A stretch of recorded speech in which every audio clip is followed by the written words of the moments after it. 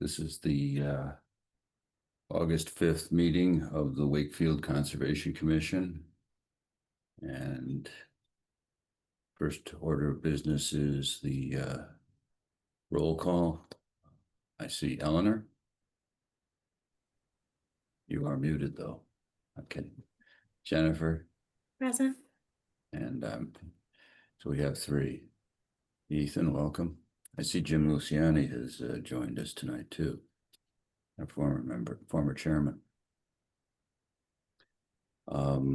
Next order of business is to approve the minutes from our last meeting. Were there any additions, corrections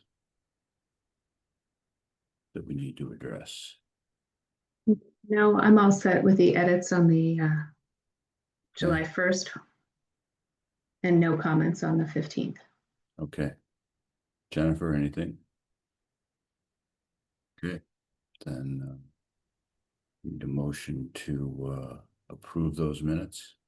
Motion to approve. In a second. I'll second. Okay. All in favor, Eleanor? Yes. Jennifer? Yes. And I'm in favor as well. Thanks.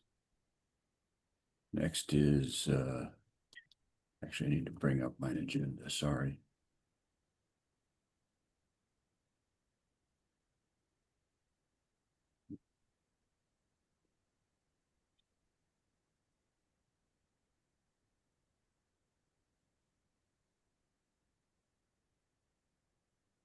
The next is the DEP 313651 L&L Development LLC at 154 to 158 Salem Street, a notice of intent. This has been continued for 2 weeks to our next meeting on the 19th.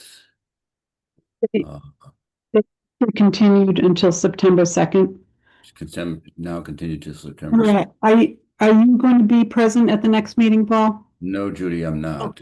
Okay, that's why they were continuing. Okay, perfect. Yeah, I'm going to be sailing off the coast of New England for about a week. Nice. Includes the next meeting date. So the next one on the agenda is, we're a little early, but 9 Robert Street. Stephanie Loomis, a request for determination of applicability for the construction of a 450 square foot addition within 100 feet of a wetland resource area. Hello. Hi, Stephanie. How are you? Good, thanks. Do you want to speak to this? Sure, yeah. So I think we've sent Ethan some updated plans. We've decided to kind of reconfigure things a little bit and reduce the size of the addition down to, I think it was closer to 258 square feet. And then it also won't go back into that 50 feet from the wetland. So would it be helpful to share my screen? I can show you the new. Yeah, actually, that would be helpful. Yeah. Thanks. Sure. Okay, can you see those? Yes. Okay, great.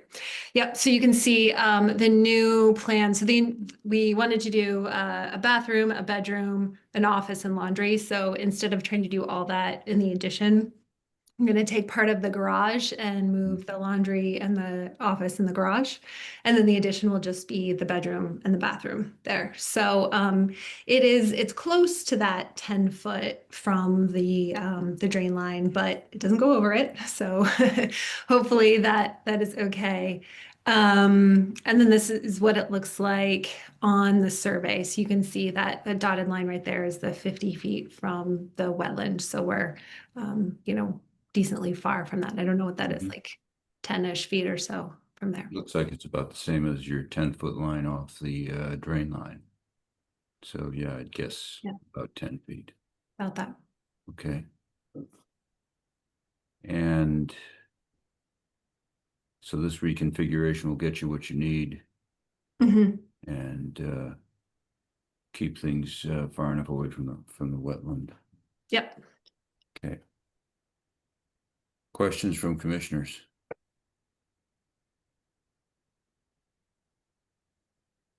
I think we just wanted to confirm we did you did do the posting in the item? Yeah, I posted that. Okay, perfect. And Ethan, did we get any confirmation back from engineering about the drain line issue? I haven't heard from them after the revised plan, but that's something that buildings inspections will look at when the time comes. Okay. Although it's going to be a fait accompli when they actually look at it, so. But it sounds like they're not objecting at this point. Were they concerned previously? Yeah, the engineers had provided those comments before. I don't know whether or not they're commenting on it again, but I haven't heard from them about Okay. the updated plans. Okay. Yeah, I think this fits in with what their comments were, so unless they're changing those Yeah, parameters, hopefully this will be all right. I think as I recall, they were concerned about proximity to that drain line, and that was their primary concern. We're obviously our activity is much more focused on proximity to the wetland, and you're probably 60 feet off that wetland. So I think that And it looks like you're not doing any regrading, correct? Right, yeah, that'll Okay. just, you can see, this is what it'll look like from the front okay. side. Yeah, it's pretty flat out there. Yeah. Mhm. Mhm. So I think, And this is a go request on. for an this is an RDA, request for determination of applicability. So, do we feel that this is sufficient and to be able to say that it's the rule that further investigation is not necessary? I think we have the option to put in some conditions, Okay, Paul, and that's what I'd be interested in doing, just to make sure that, you know, whatever contractor is working, you know, uses erosion controls or doesn't store a lot of debris sort of at the back of the property where back it of the could, property near the yeah. wetland buffer. Yeah, and so I think there are just some very basic standard ones like, no, you know, notify the commission before starting, and Ethan, you would have a better idea, and you know, no stockpiling, you know, Of both demolition debris and also soil yeah, in the buffer. So it's sort of like they dump it on the side or the front rather than Yeah. in the backyard. Okay. yeah, or you know, I guess we'd have to look at your backyard. I think just as if it's not at the back, and then if it's, you know, that it should be covered, we have some standard conditions so that the rain, you know, won't wash it off, that type of thing. Okay. Yeah, I think stockpiling materials outside the 50-foot buffer and then erosion controls would be all I would like to see. Okay. I think those address the concerns Eleanor's raising as well. Jennifer, anything to add? No, I think that makes sense, those conditions, and I'm fine with the plan proposed. Okay. Then do we want to accept, do we want to issue a negative determination of applicability and ask Ethan, how do we do this then? I guess is the question, Ethan. Do we issue a letter? The conditions, Yeah. How do we impose there's- conditions when we make a negative determination? Can we do that? yeah, there's one determination checkbox that has a spot for conditions to be included. Okay, then let's do that. Yep. And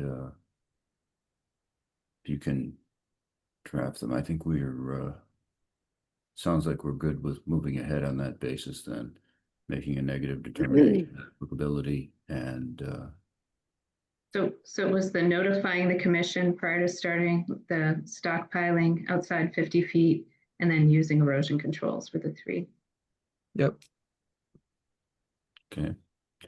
Any other comments or questions from the public here?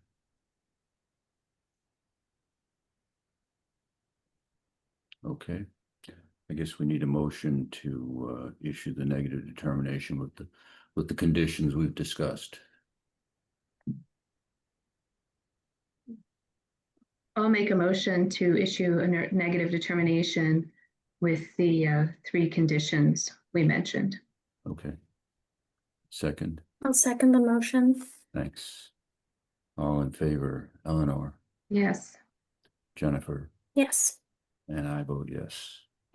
Okay, Stephanie, thank you very much for your time. Great. Thank you so much. Appreciate it. Thank you.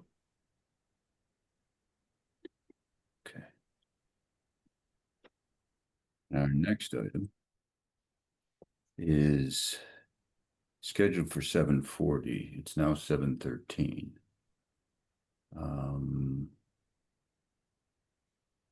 I wonder if we might use the time on something else, the open space plan. Yeah, I think that makes sense. And then we'll pick up the next one at 7:40.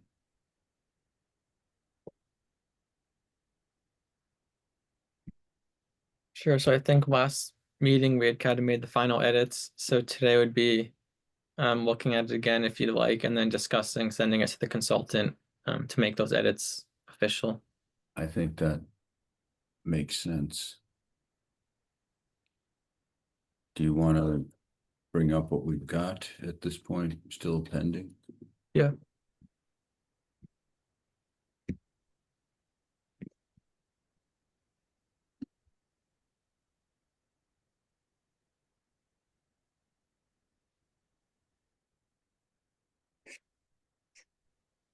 I don't have anything new from the last meeting, so let me know if there's certain parts you want to look through.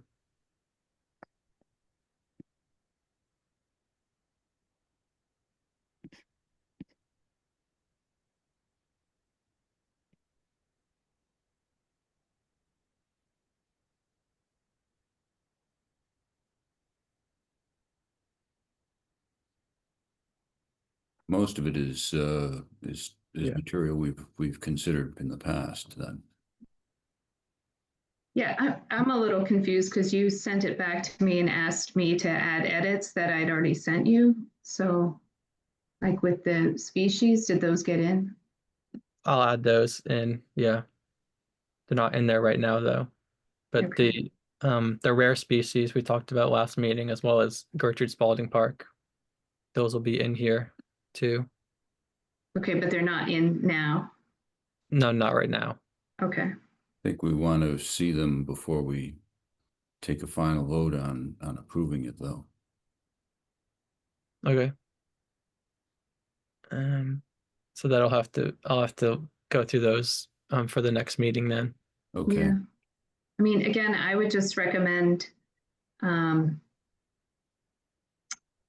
putting an announcement and asking the public to comment on it, because that didn't happen after the last public focus group in January of 2025, and that's what the consultant said would happen. So I understand we've had a draft plan up on the website, but if we don't announce to the public that it's there for comment and solicit comment, then we don't know if, we've done something that the community will widely embrace and support. So that's my feeling. Also, since all of us were never involved in it to begin with, I'd feel, more comfortable getting that input.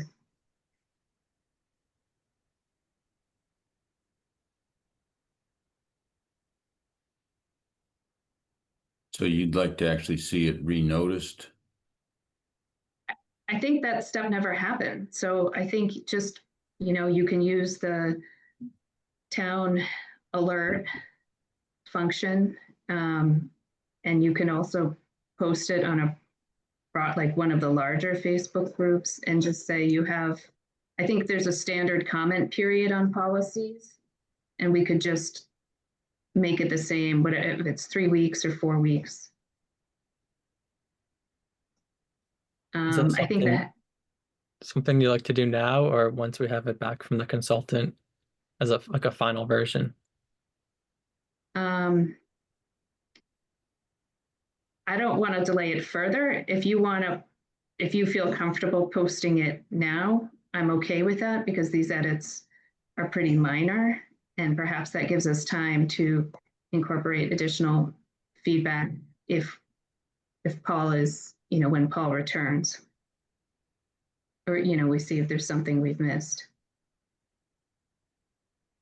But I think in particular, their focus was on the action plan, right?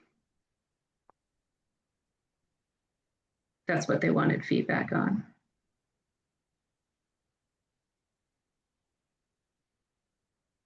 So your suggestion would be post it and then take comments, bring it back after we've seen whether we get any further comments. Yeah, then at least we've covered ourselves and done that. Okay. It would be great if somehow we could correct the page numbering or spacing. I don't think that's something that we could do, but the consultants will do that without a problem.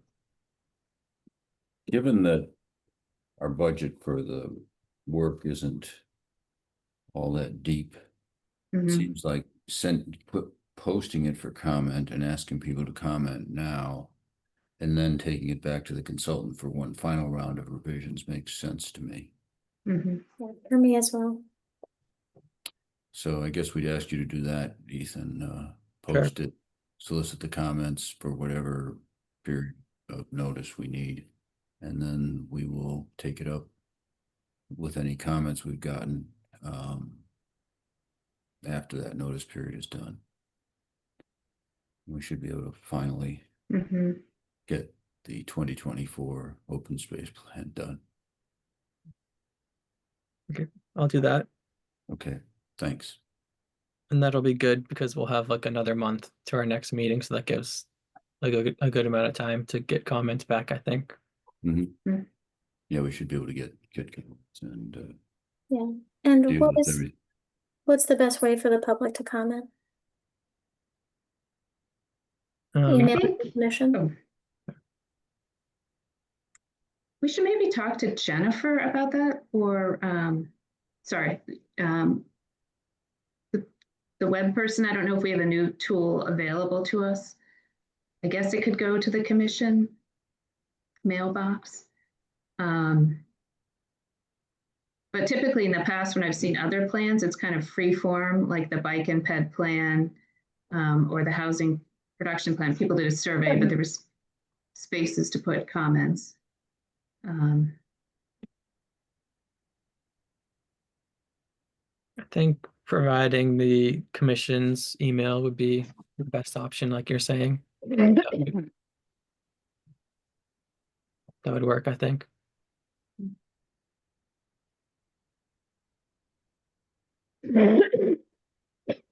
Okay, well then if that's the easiest way, let's use the commission email address and we can you access that as well, Ethan, to pull down comments? No. Okay, so we would have to do that. Yeah. But I guess we can pull them down and copy paste them into a big document. That's probably the easiest way to do it. Okay. All right, let's move along on that basis then and take the comments through our commission website, email site, and we'll have to monitor the activity. Ethan, it would be helpful if you notify us all when it goes up too. Yep, I'll do that. Thank you. And I think if you when you post it, have people focus on the action plan and the needs assessment.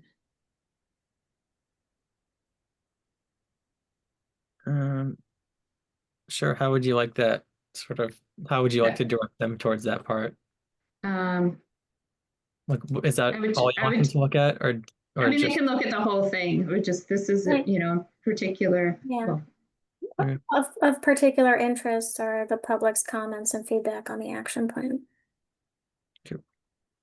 Yeah, I think that's enough. Mhm, And that's pretty clear that that's Mhm. what we're looking for.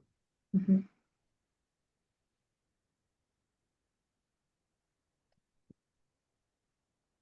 Okay. So we won't be taking any further action on that tonight. We'll need to do that at the first September meeting, I would expect. We still have 20 minutes before our next item is supposed to be.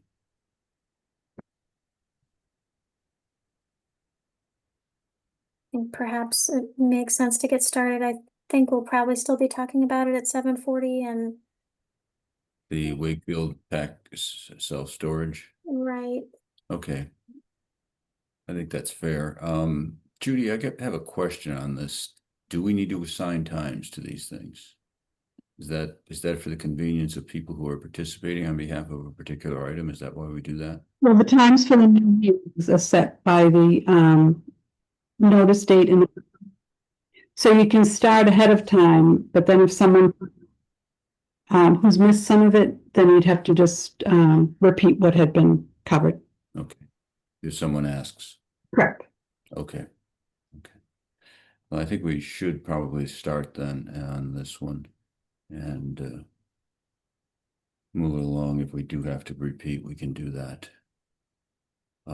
So we're looking at DEP 313652, Pack Self-Storage of Wakefield LLC, care of Chris Capizoli at 50 Quantapowhat Parkway. It's a notice of intent and public hearing for the construction of a 5-story, 22,900 square foot storage facility with associated walkways, stormwater system, utilities, and landscaping, all within 100 feet of a wetland. So that's what we're on now. And Chris, I think I see you there. Are you speaking for the project?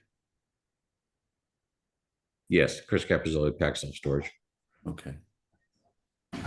Good evening. This is John Ogren at Hayes Engineering.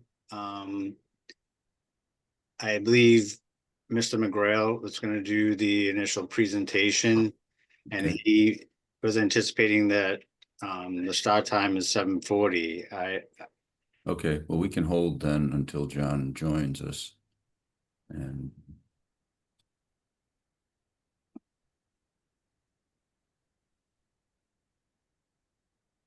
I have I think a matter that's not, oh, is that, that's fine.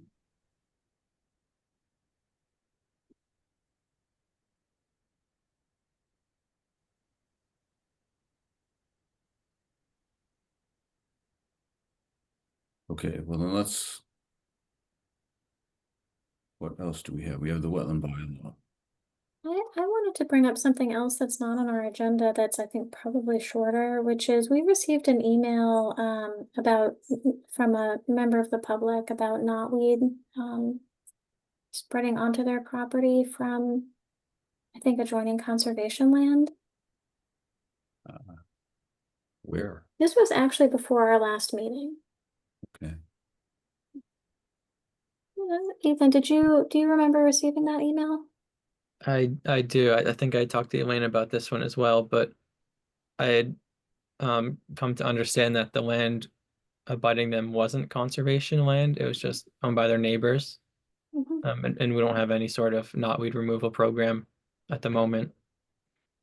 Mhm. Okay. Does the town have any obligation to control invasives on its own property? I don't believe so. But that's something that we would look at closer when it comes up. I believe in this instance, Elaine sent instructions. We had prepared instructions before. I have to see if we can find those for another on just how to use a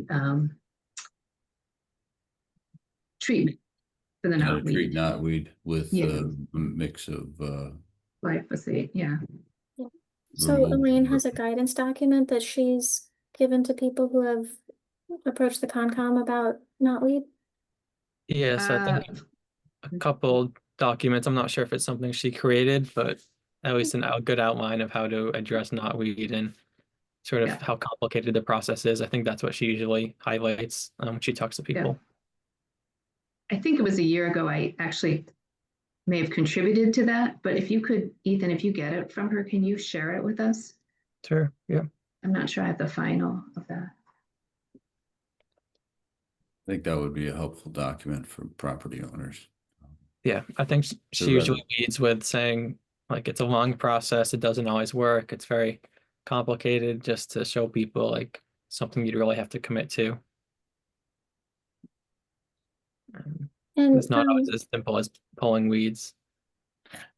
right. No, And to your question, Paul, I think some towns use an invasive species management plan or adopt one. I can look around and see, you know, what some nearby towns have and how they adopted theirs. that makes sense. I think first we want to get our bylaw taken care of, but then Exactly. we should look at that Right. step as well, because frankly, increasingly invasives are becoming a challenge on town property and on private property both. Yeah. Some to consider some kind of funding source. If you have a plan in place. You can get a funding source, Judy. So, sorry, you're breaking up a little bit. Consider a warrant article to request a line item in the budget, something like that. And what department would it be under, DPW and all that? Yeah, that's Yeah, that would be good excellent. to get a department like the DPW involved in that too when it comes up.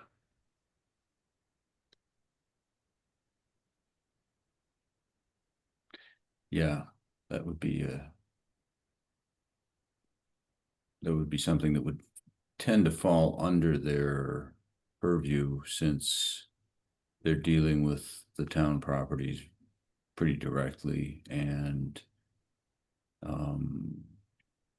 those kinds of activities can in fact both help mitigate the problem, but also can help spread the invasives if not carefully managed. So makes sense to involve them in the conversation. Well, along the invasive front, it's sort of switching gears a little bit. I did see a spotted lanternfly this past weekend at Veterans Field, which is a bummer. It had been kind of limited, I think, out in Western Massachusetts, but it looks like it's moved Moving east. eastern. Yeah. Mm. Do you know about what they recommend when you see them? You're supposed to kill them on site and report them. And I thought vaguely, Judy, you might have had something up on the commission page a long time ago about, or am I making that up? Someone thought they spotted one, but there's also a pine borer that looks exactly like it, but it doesn't have the small red dot. So they're often confused with the lanternfly. And the one that this person saw was the pine borer. It wasn't a lanternfly. Okay. Oh, I thought you had some information about where to report on the website. But I don't know. I don't know what's related to the website. I can find it and ask them to repost it. okay.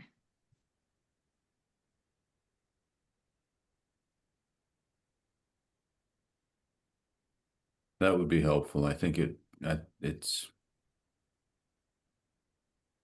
they're starting to show up in Eastern Mass. I know I've run into them in Eastern New York and also down in the Philadelphia area. So They really like Tree of Heaven, which is another invasive that's really difficult to get rid of. well, that would be helpful. They could Just eat it all up. be a control on Tree of Heaven. Fortunately, they're not, though. They No, just make a big mess. yeah.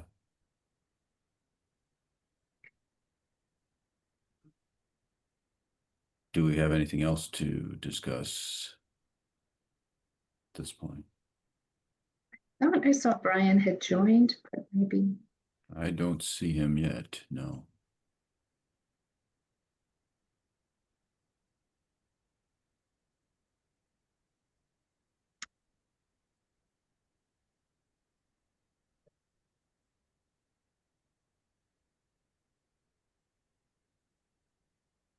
Well, in 5 minutes, we could also consider whether we want to do a email blast to comment on the wetlands bylaw, like the draft wetlands bylaw that's posted. Because that's something that could be done over the month we're away. Although it'd be hard to juggle the two things, Yeah, have to compile them separately. Yeah, that one might be better off waiting, especially if there's more changes to come. The wetlands bylaw, Yeah. I think we're gonna, I actually think we need that time to get comments. Mhm. In order to stay on track for, to have the option of a November ballot item. Yeah, that is true. so you're suggesting, Jennifer, that the calendar really drives us to putting it out there for comment? Yeah. Yeah. Yeah, Yeah. I mean, I think separate emails or one email, I always find it helpful when the subject line is like really descriptive. Mm-hmm. I'm much more likely to click on it if I know exactly what it is. So something like Conservation Commission seeks comments on open space and recreation plan and proposed bylaw, or basically the same but separate emails. Yeah. Probably 2 separate emails would be helpful because as I'm going through the mailbox, I can better Sort flag them. them. Yeah, and sort them. and in both cases, it would make sense then for the email to give people information on how to comment, including what to put in a subject line, so that as you go through the mailbox and sort them, you have some indication of where to put them. Yeah. Okay. I think it'll be pretty obvious, but Yeah, it should be okay. Brian And then McGrath is joining us now, so. Okay. One more comment on that. With the rollout of the new website, I've been having some difficulty the past couple of days with like Google leading to old links that are now dead. So in these emails, having descriptions about how to like navigate to both of these documents, like go to the Wakefield Conservation Commission homepage and it's under this section. Because a lot of times when I just Google and try to go straight there, it's dead links. That's a good point. Yeah. So the transition has not been seamless. Mm, I think the web, Google's not up to date. Google's not really got the most up to date. Well, that can be a challenge anyway, because oftentimes you get old. yeah, actually, I don't see how I'm just looking at our page now, and I don't see where I would find the current draft. It is on there. It's under forms and policies still. Where's forms and policies? That might be under another heading, so it might be 2 levels down. Oh boy. This will take some time to get used to.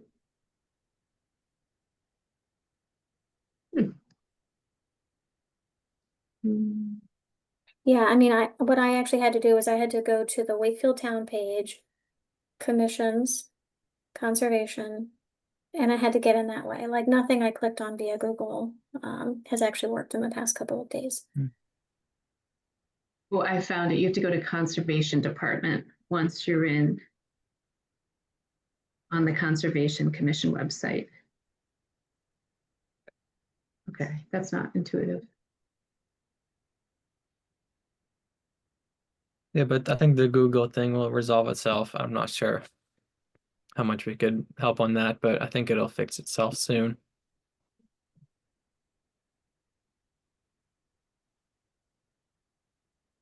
Yeah, I definitely don't think we can do anything to update Google, but yeah, telling people, telling people how to find it. Hmm. That doesn't involve Google, or maybe providing a hyperlink that definitely works. That would be helpful, yeah.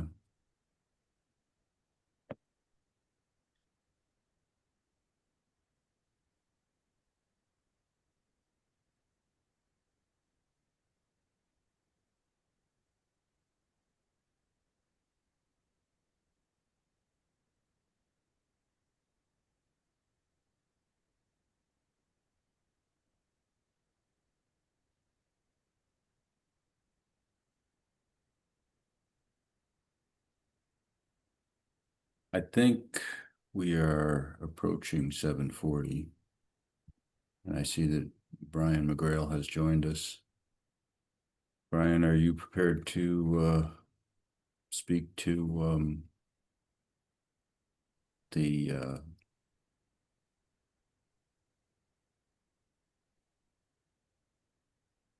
PAC self-storage project at 50 Quannapowitt Parkway?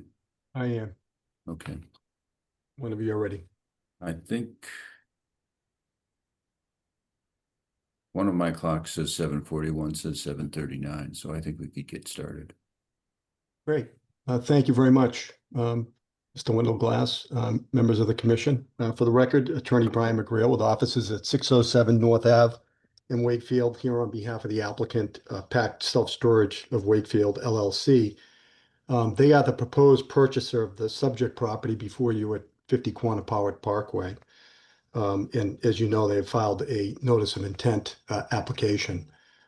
Is it okay, Mr. Chair, to share my screen during the Go right ahead. presentation as I go forward? Certainly. I'd like to start out by informing you, which you probably already know, that the Zoning Board of Appeals has jurisdiction on this project as well. Mhm. We filed applications with them for special permits. We're in the public hearing process with them. We've already had our first meeting with them a couple of weeks, 2 or 3 weeks ago, and we should be back before them in another couple of weeks. The plan is for Pac Self-Storage of Wakefield LLC to acquire a title to the property at 50 Quannapowitt Parkway from the current ownership group known and referred to as Related Beal. A lot of people in Wakefield know that the Beal family has been involved in this property for a number of years. They're very highly regarded, fully integrated real estate firm based in Boston. They've had an ownership interest in this property since approximately 1991. With me tonight as part of our team is Chris Capizzoli. He is a principal of Pac Self-Storage of Wakefield LLC. Also, you're familiar with John Ogren from Hayes Engineering, who is online. John Christopher is here. He's our construction consultant. Mike Tamaro is a vice president at Related Beal, the ownership group for the property, who has a vested interest. So he is here as well as part of our team. And finally, Carla Moynihan from the law firm of Sheridan and Logden. She is a legal counsel to Related Beal, and she's with us tonight. I think I'll probably deal with primarily with the presentation, and then perhaps other folks, including John Ogre, can answer questions if they arise. I'd like to start with a history of the property. It has been anticipated by our community for a number of years that 50 Quannapowitt Parkway will eventually be developed for either commercial or multifamily residential use. And the owners have determined that the time is now for the development of that property to happen. As I mentioned, they've been sitting on it since 1991.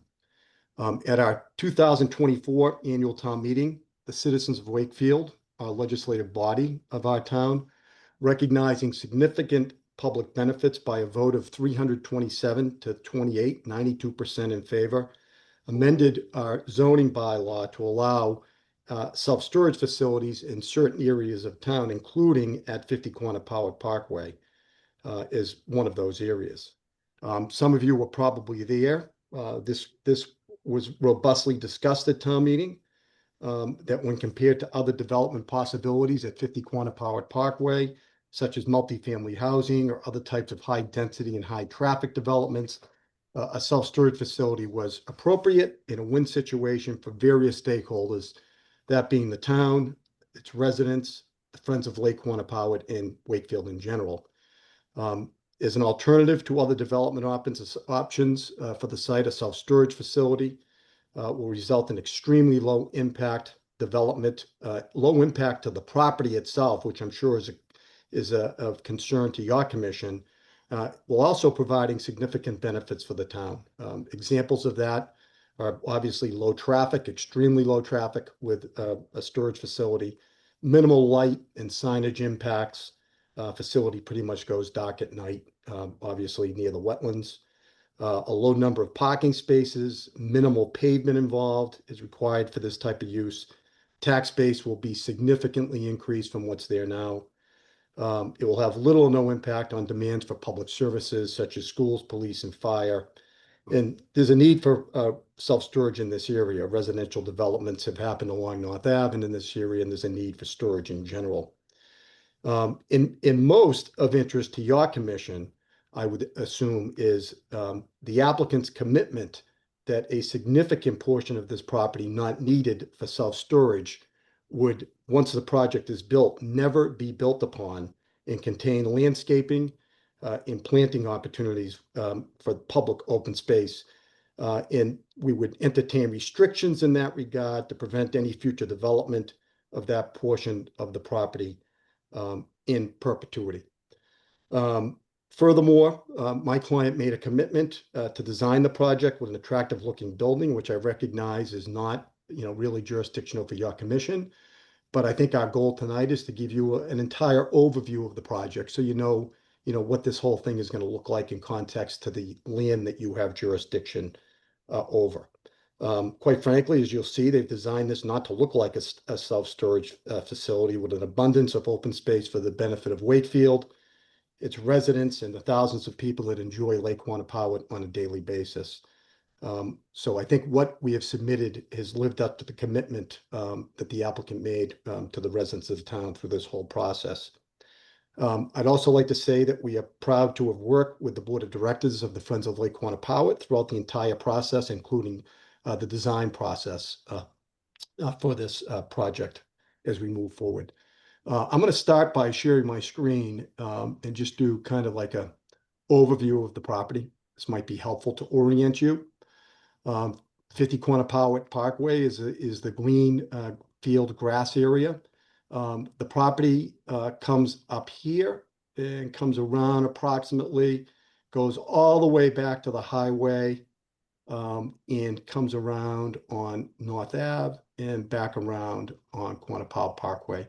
As you'll see on our site plan, we have some easement rights over our neighbors here at 100 Quannapowitt Parkway, and that's how we're proposing to do our access as I get into the site plan. And you can see some of the wetlands resources that we'll obviously get into through your process on the plan. I'm going to now share my site plan.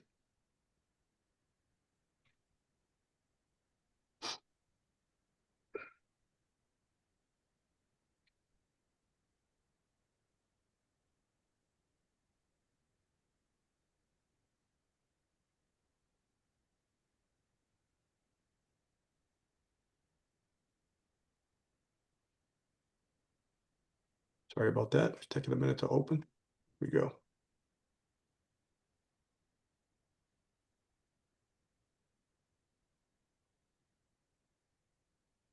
So this is the site plan. As I mentioned, the low impact, the entire footprint of this development is this building and this small parking area or access turnaround area.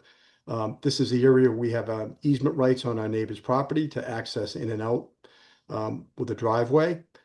So this leaves basically by putting this project to the rear of the site and closer to 128, it's away from Quannapowitt Parkway, away from Lake Quannapowitt.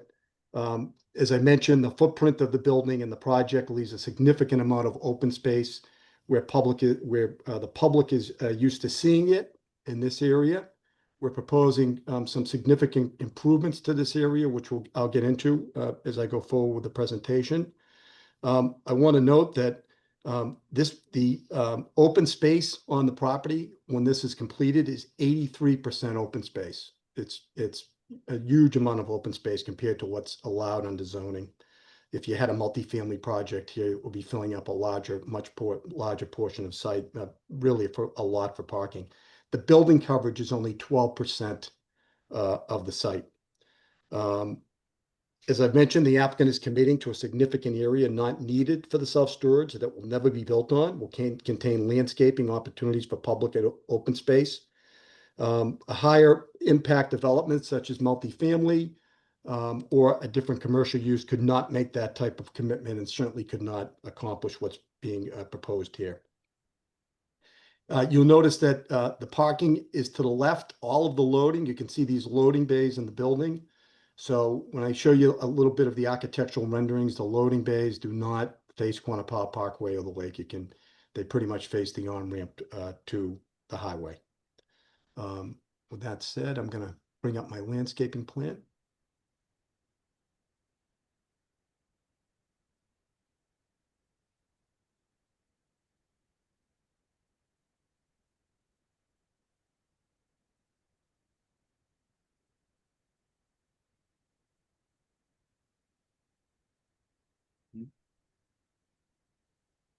Okay.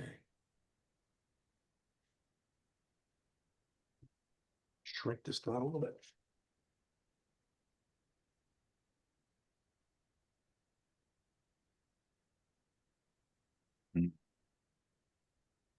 Okay. Is that okay?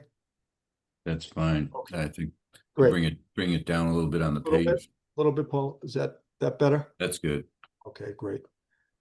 So obviously we're proposing landscaping around the building, which is traditional and, but what's really unique here is we've talked about the open space opportunity. This plan is we've hired a landscape architect to particularly look at this site, look at the wetlands, come up with plantings and suggested plantings that he thinks will work here and will thrive. We're certainly open to more comment from the commission in this regard, but we think we have a good start here. And what we're in essence doing, and we had talked about this through the process, is creating somewhat of a public pocket park here with nice plantings, a walkway, some benches where people can walk and get off of the sidewalk. The plan includes 16 trees that would be added, 26 evergreens, 71 shrubs, and 5 benches. As we'll get into, we're also open to discussing some possibilities of enhancements to the wetlands and additional friendly wetland plantings where everybody deems they would be appropriate. This gives you an idea on kind of how we want to lay this out. And, as I mentioned, any other use, high intense commercial use or multifamily would be utilizing this area probably for parking or for a building. Where we have this unique small footprint that we can not have to do that. I think I'd like to just show you quickly, as I mentioned, the couple of just architectural drawings on how this is proposed to look that were presented to the zoning board. And again, I respectfully understand this isn't really jurisdictional, but I always like to give folks a good idea of kind of what the whole thing might look like when it's built. I think that might be helpful. So I'm just going to kind of share the renderings instead of all the details on the architecturals.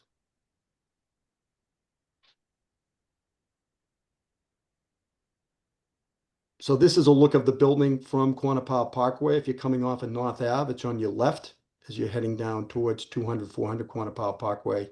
As you can see, it certainly doesn't look like a self-storage facility that you would imagine. And I mentioned all of the loading and parking is on this side. This kind of shows you how the walkway could come in. This is a view from the other side. So if you're coming from 200, this car is heading towards North Avenue.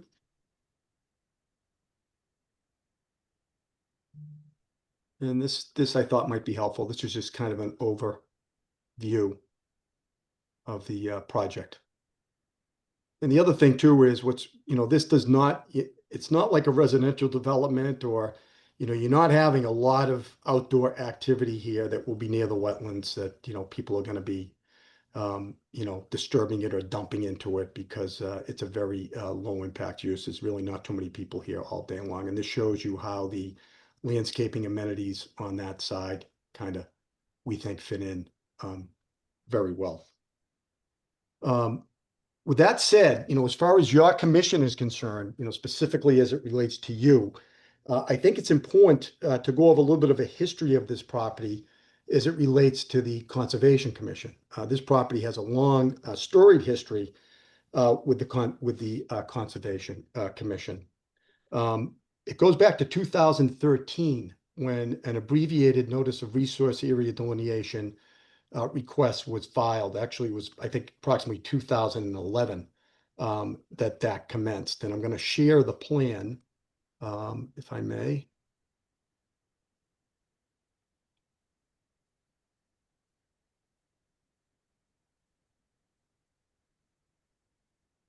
Before I do that, I think it'll be helpful. I'm just going to go back to the site plan quickly just to kind of set the table on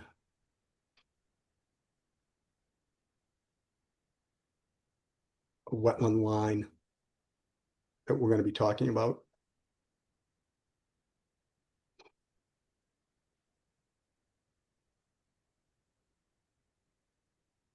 I want you to take note that on our plan, we have put what we call the Fletcher wetland soil line on our plan. And we've delineated that as the wetland area. So you can take note how far back that is from 128.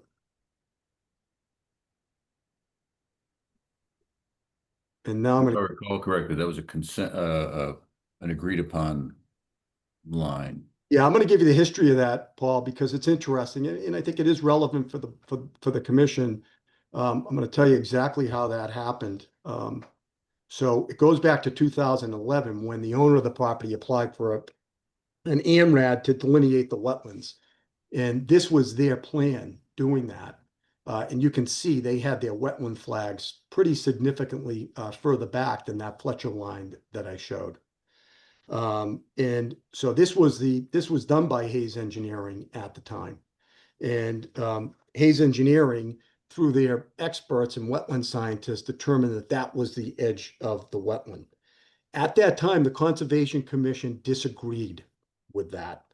And they issued a more conservative order of resource area delineation at that time, which was the Fletcher line that I just showed you on the site plan. So they issued an ORAD and did not agree with this line. They pulled it in to where I have the Fletcher line on a site plan.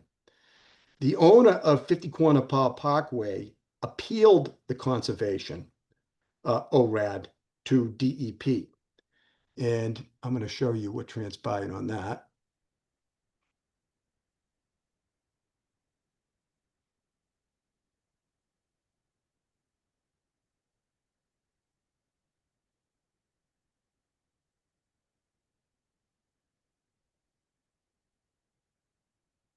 So again, the owner of the property at the time appealed the conservation's more conservative line to DEP.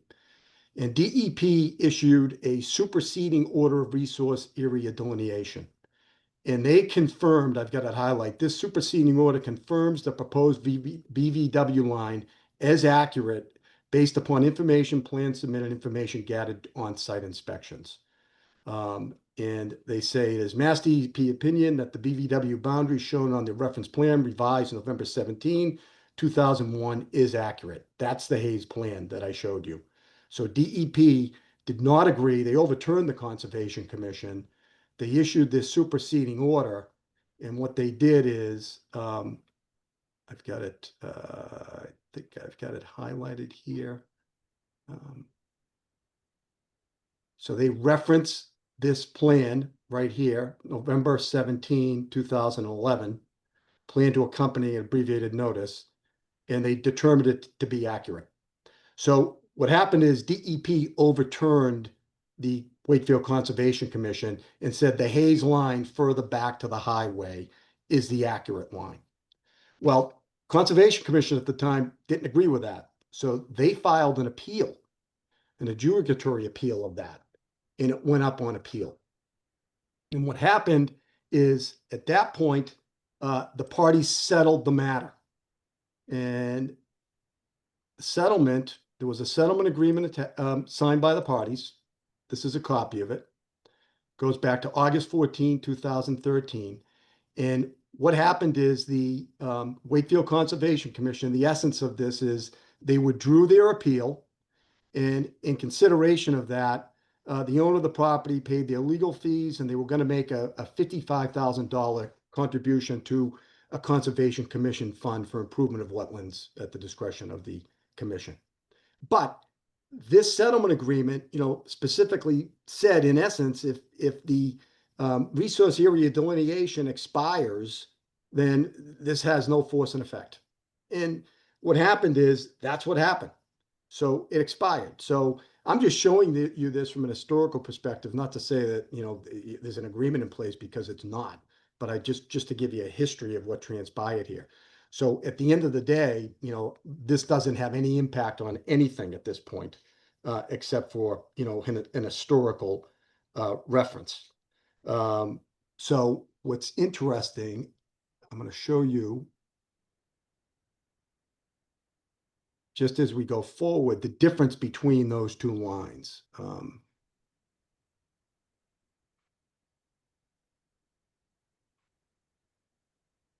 This was a plan that was created during the litigation process. And this shows you the blue line is the Hayes line, and the green line is the Fletcher line. So there's quite a bit of room here between them.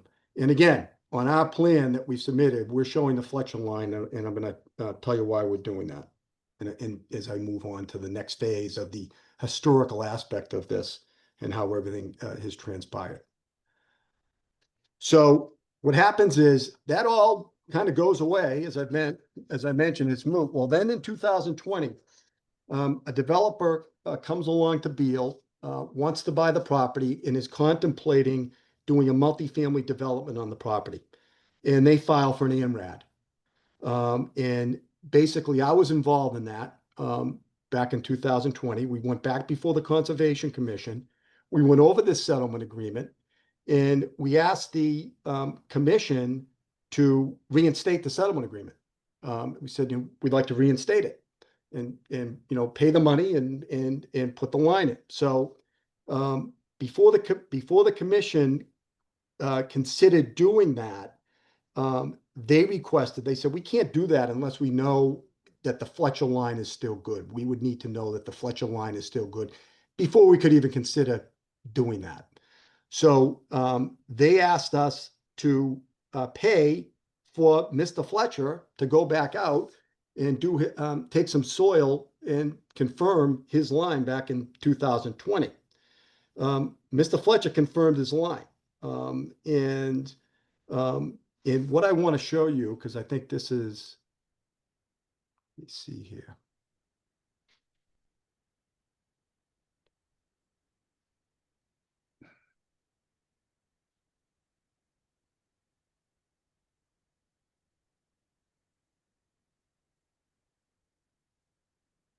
When Mr. Fletcher went out, he confirmed his line. It's like HS flags over here, basically from this point all the way over. You see basically all the way up, down around here. This line, the wetlands in this area going back, those were delineated by Libby at Hayes Engineering, and Elaine did that. Both of them did that together going back. So Peter looked at these lines, and what he did is he confirmed those lines. And what happened is the commission did a site visit. And so I'm going to go back to this plan. It does get interesting.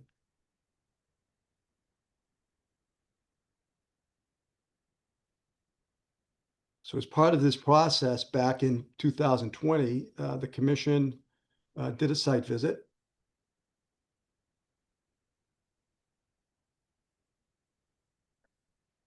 And what they thought, or they had a little bit of concern with, where the haze line is blue, they thought coming towards the Fletcher line, there was some wetlands that had developed in here.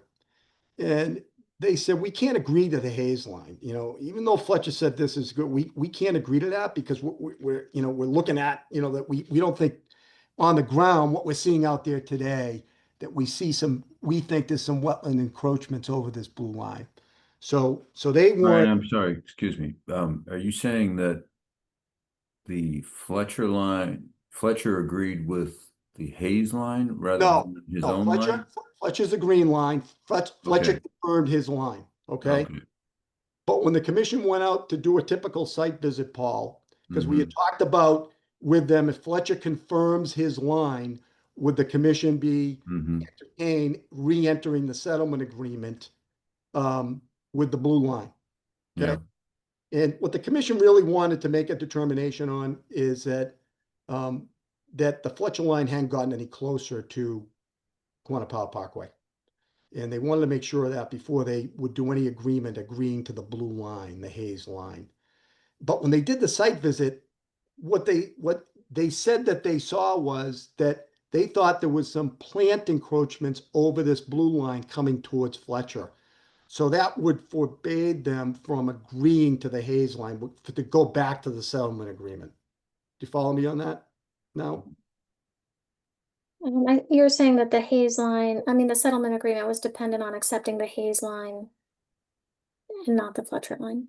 Yeah, the settlement agreement was the Hayes line. That's right. It was because they dismissed the case, and the blue line, I call it the Hayes line, but it's also the DEP line.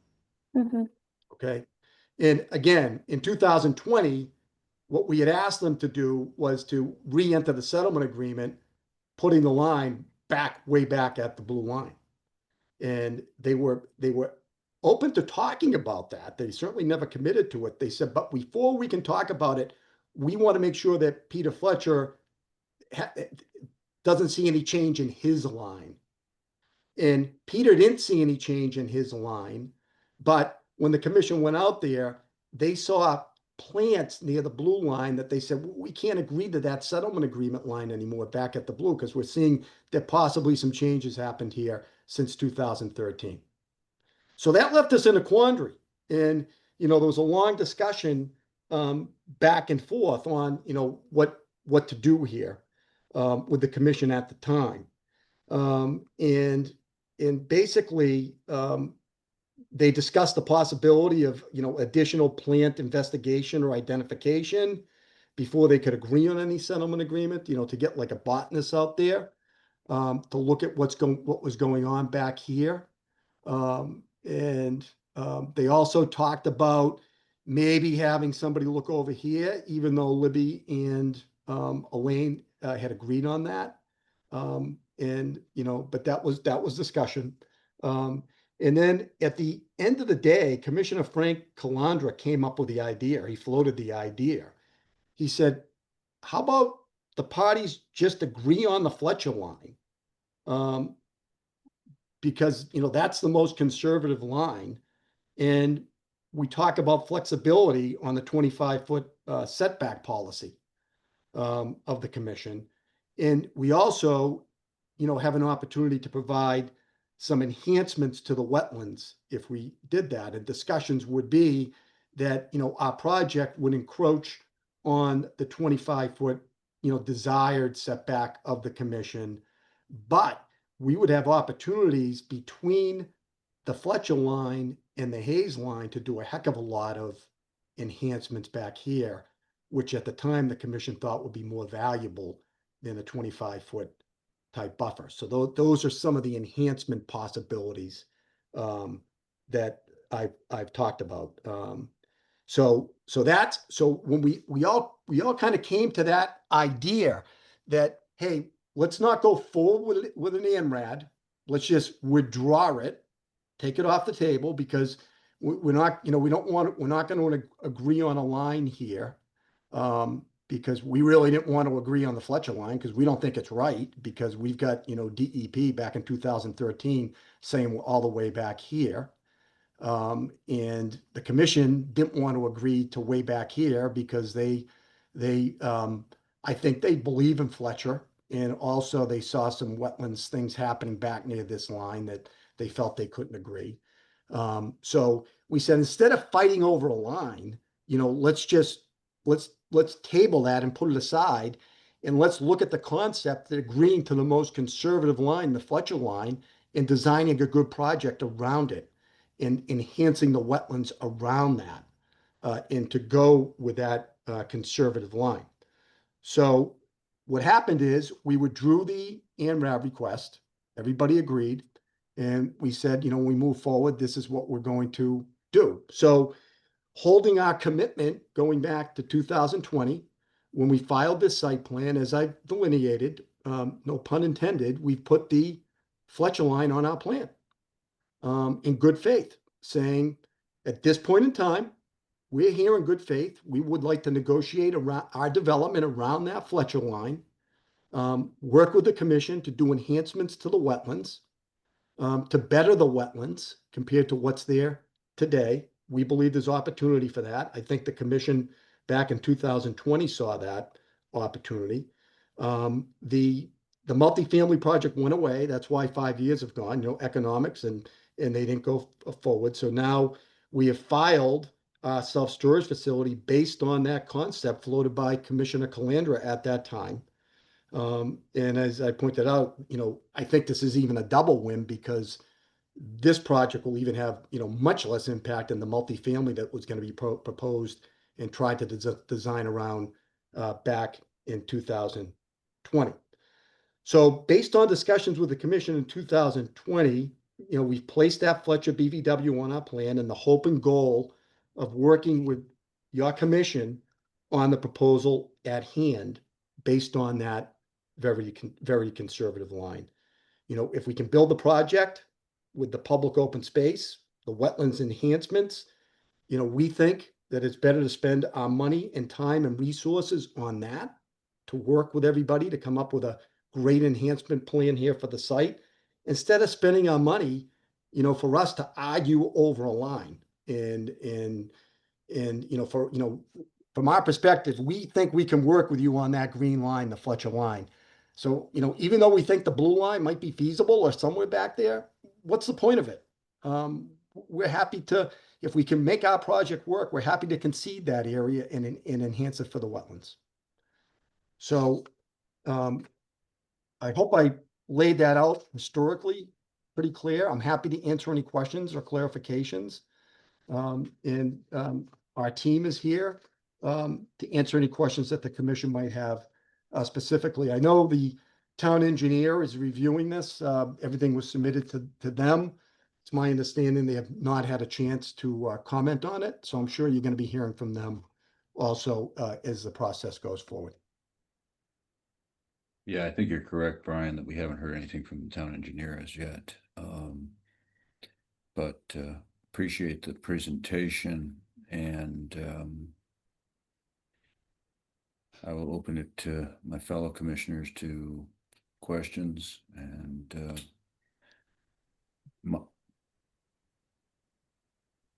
And I'm happy to bring whatever plans you need up. If you have any okay. questions, just ask me. Now the wetland line as Fletcher drew it was based on vegetation or based on soils or a combination of the two? Soils, Soils. yes. Okay. Yeah, there's a, if you. And the earlier You're gonna do a site visit. line, Sure, you're gonna do a site visit as you normally do, and his line there's a dip in the property back there, and his line kind of follows the topography of the and the commission talked about in 2020. The commission was out there in 2020 with Peter Fletcher. They were out there when he did all this, and it was mentioned that when he went over his line, there was no indication of wetland soils, or any closer to Corner Parkway from his line. closer than his line, you mean? Correct. Yeah, that's why I say it's a conservative line. I honestly believe, I mean, DEP agreed with in 2013. I believe if we wanted to, we could push that line back. we think if we work with the commission, we'd rather not fight about a line. We'd rather do a project that enhances the property, enhances the wetlands and works for everybody. And stay with a conservative line if we can do that. So he did Fletcher did a reanalysis of soil in 2020 as part of his review of the line, right? Correct. Okay. And concluded that his earlier conclusions on the basis of soils were, in his opinion, correct. Yeah, and that was mentioned by the commission who met with him and the commission at their meeting in 2020 confirmed that, you know, that they agree with that. I think you know, that I see Jim Luciani's on, he's a commissioner at that time. I'm sure he can speak to that because he was out there with Mr. Fletcher when I went back on the record. Okay.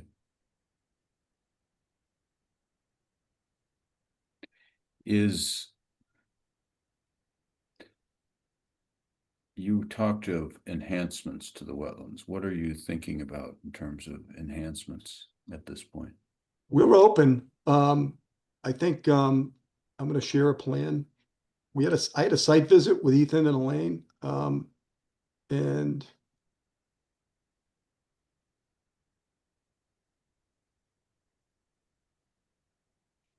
so, you know, we've got a landscape plan, but I think in this wetland area over here, we can probably do some enhancements with plantings or add some plantings. But I think there's a huge opportunity here because this Fletcher line, between the Fletcher line and the Hayes line is grass. There's a lot of wetlands plants back here. There's invasive species. So, you know, we're happy to talk to the commission. We're happy to have our consultant come up with a potential planting plan or some ideas to float by the commission. When I was out there with Elaine and Ethan, they talked about potentially planting some trees in this area back here. And maybe having like a mowing plan for a certain period of time to give them some protection while they grow before some of the invasive species. Some phragmites are back here, you know, to give them time. But we think, you know, we would work with you and potentially work with your agents and come up with a planting plan that would really enhance this area back here. Okay. So it's your focus is on that area over to the immediately behind where your building's going to go. Yeah, I mean, there's a great opportunity back there. Mhm. That's one. And Well, then, it will be relatively isolated, I would think. yeah, and then there might be some opportunities over here too, Paul, coming out along here, potentially. Now, is that triangle that's cut out, that's not part of your property then? This piece here, Yes, that is part of our property. that is part of your property. Okay, that's just fenced off. Yeah, the reason there's a line here is because this property is recorded land and registered land. So if you're familiar with that, this piece here, the triangle is recorded land at the Registry of Deeds, and the other piece is registered land at the Registry of Deeds. So it's just different recording systems at the registry. It's a split lot, but it's all in the common ownership.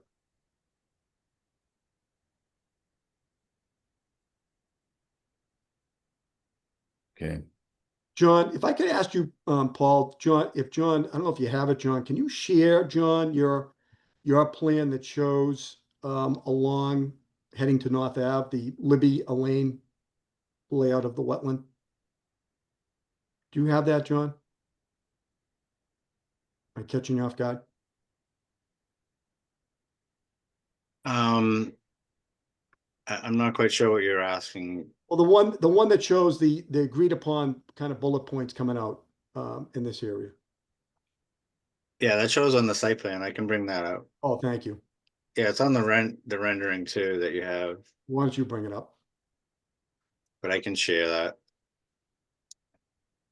Because I think, John, in those areas, there might be some opportunities. I think for some planting too, enhancements.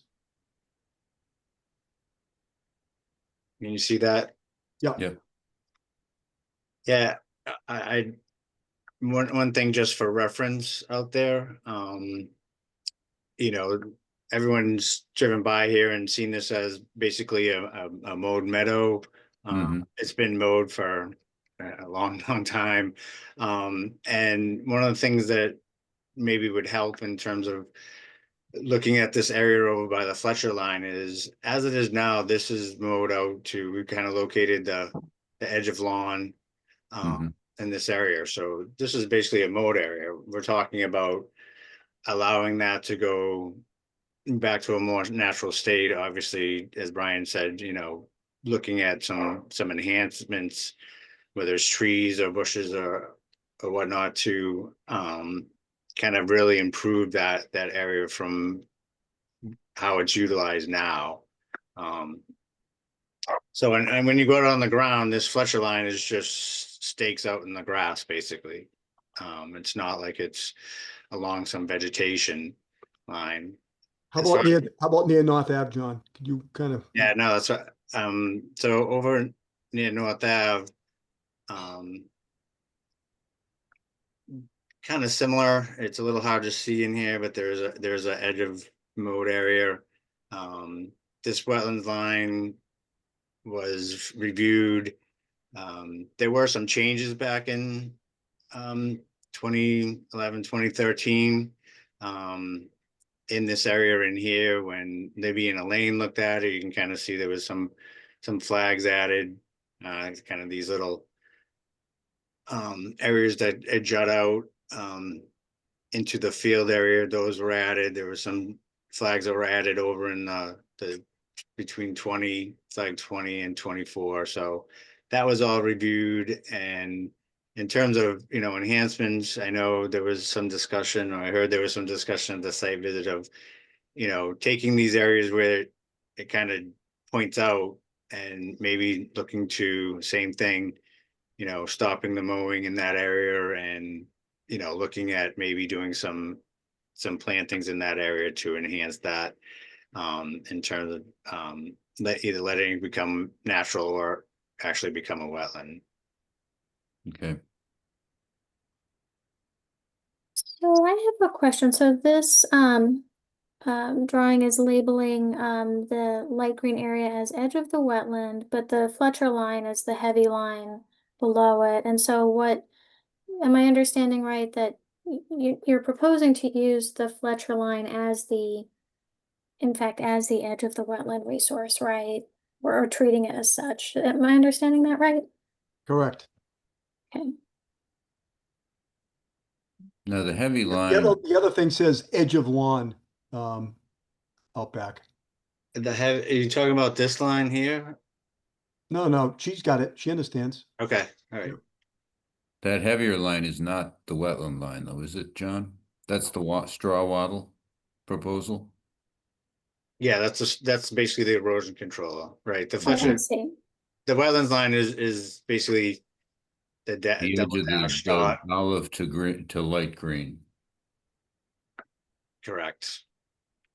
And was it only drawn over in that eastern portion of the site behind where the building is? The rest of the site was more or less left intact by both parties?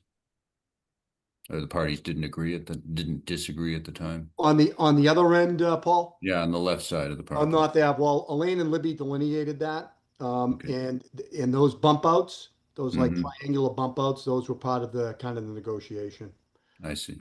I mean, they can go out and look at that again. I mean, it's not a big deal. I don't think there's anything really controversial over there.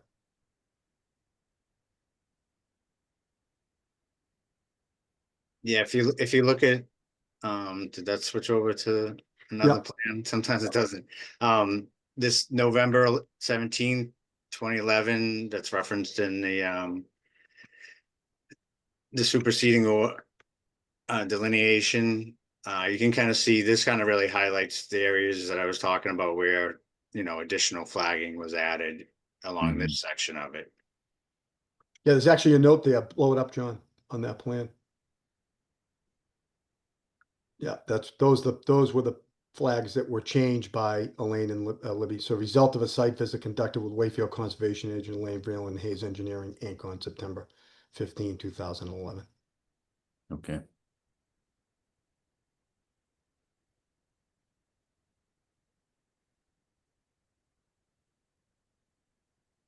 Okay, so the proposal in front of us now is the building and parking, and on the east property, the access road being constructed. I have a question, which is just looking at your plan here, the parking lot runs right up to the wetland. And, that is the area, I think, where both the original DEP, DEP line and the Fletcher line are pretty much one and the same. I guess is that area a little more steep? I'm guessing that there's a drop off or something because the lines seem to converge. But is there any way to move it back? Like, could the whole plan sort of slide back and up slightly so you're not encroaching right on the wetland there?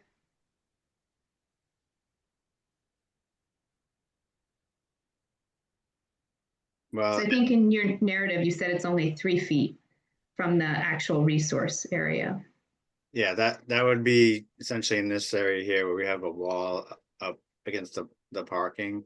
And you're correct, this wet flag number 12 is, essentially the end of the haze line, and then the HS2 is basically the start of the Fletcher line. So they start to deviate in this area.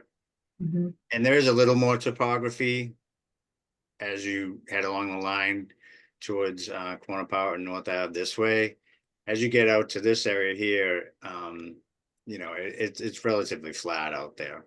Yeah, we've got to look at that, Eleanor. We might have Mhm. construction techniques, but the point's well taken, so we'll take note of it. Okay, it just looked like maybe there was like a little bit of area where you could, There's a balance Right. here. We have requirements with ZBA that we have to meet, and okay, so, I expected to be a conversation on that, so we hear you and we'll look at it. okay. And sorry, John, were you saying there was going to be a wall at the back there? At the edge of the parking lot? Was that what you were saying? Yeah, you can see where it says PRW, that's proposed wall. So it runs Okay, from the building out and around to about this point here. How high will that be, John? As is now, it's like 4.5, 5 feet. Okay, Not too tall. okay. Yeah, I talked to our construction consultant, John Christopher, on this today, and he was saying that, and we'll get some detail, but there's some construction techniques that he has that will have minimal impact. But we're not going to answer that tonight. We understand the question, and we'll be prepared to.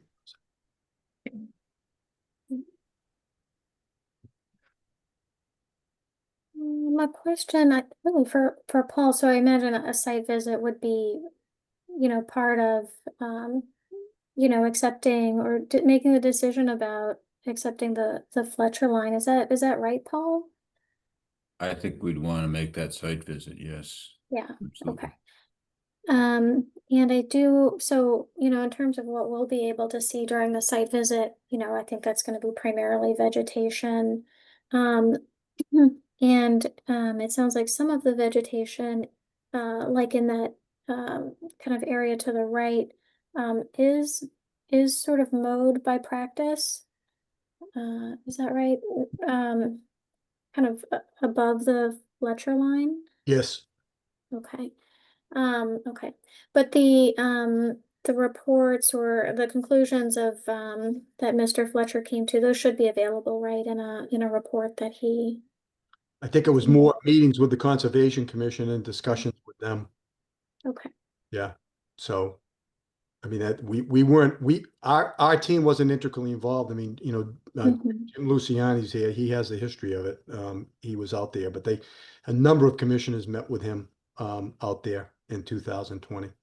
And as far as cutting the lawn, when we met with Elaine and Ethan, we talked about that whatever we would agree to do back there, we might want to manage that with cutting over time to prevent the invasive species from coming in too quick to overtake whatever we plant back there. So but that will be something that we, if we can come to an agreement on how we're going to move forward, that we would present the plan on how we would deal with that. Okay. Is that an issue all along the line, or is that primarily an issue up in that area of the site? Ethan could probably, he's more of an expert than me, but I think it was more up in that area behind there. Mhm.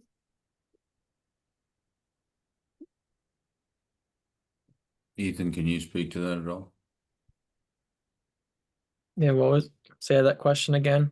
So that issue of, it sounds like, with some vegetation not being available, particularly in that kind of upper right area, I think we would be having to depend on the soil analysis that was done previously. But I wonder if that's an issue for the entire wetland line. Like, is there mowing along the lower left area? I think they had an understanding that along the left area, it wasn't ever mowed into the wetland to where you have the same issue of looking at the soils. I think the soils there would probably match the vegetation pretty well. So the Yeah. vegetation is more natural in the lower left area. Yes. Yeah. It's actually quite nice and native. I took photographs of it last summer. Yeah, I did go and look at it. I mean, it looks natural, but. Mm. Sounds like we need to work out a schedule for a site visit. Yeah. with the proponents and their consultants. Yeah.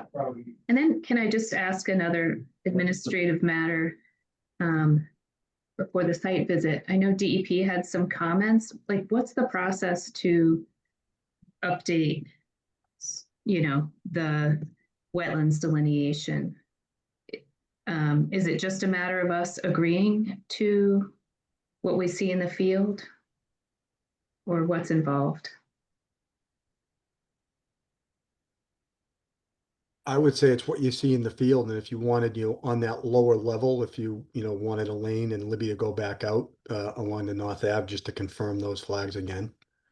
I don't think much has changed. They can do that.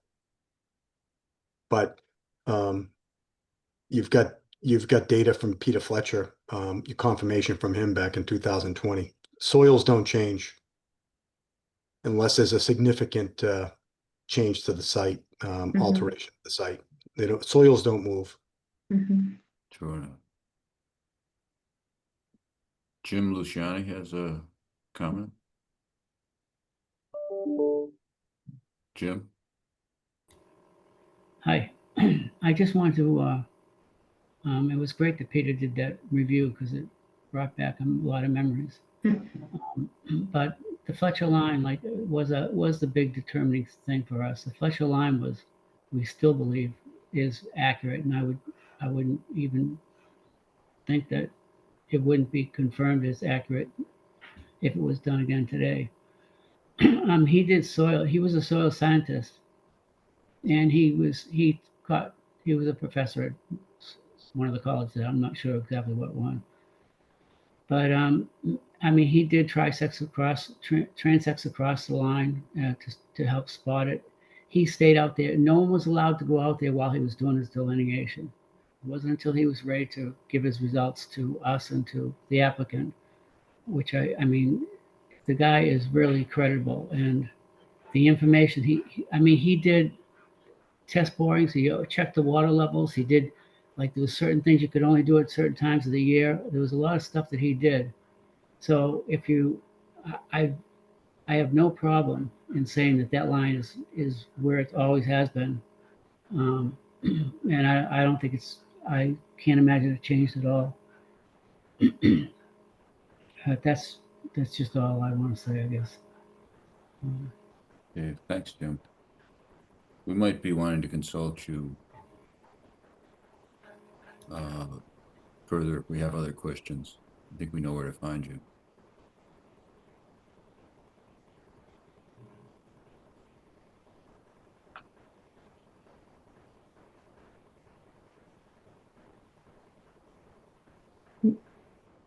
Okay, now maybe the next question would be, when can we manage to, oh, Bree has a question. Bree Reynolds.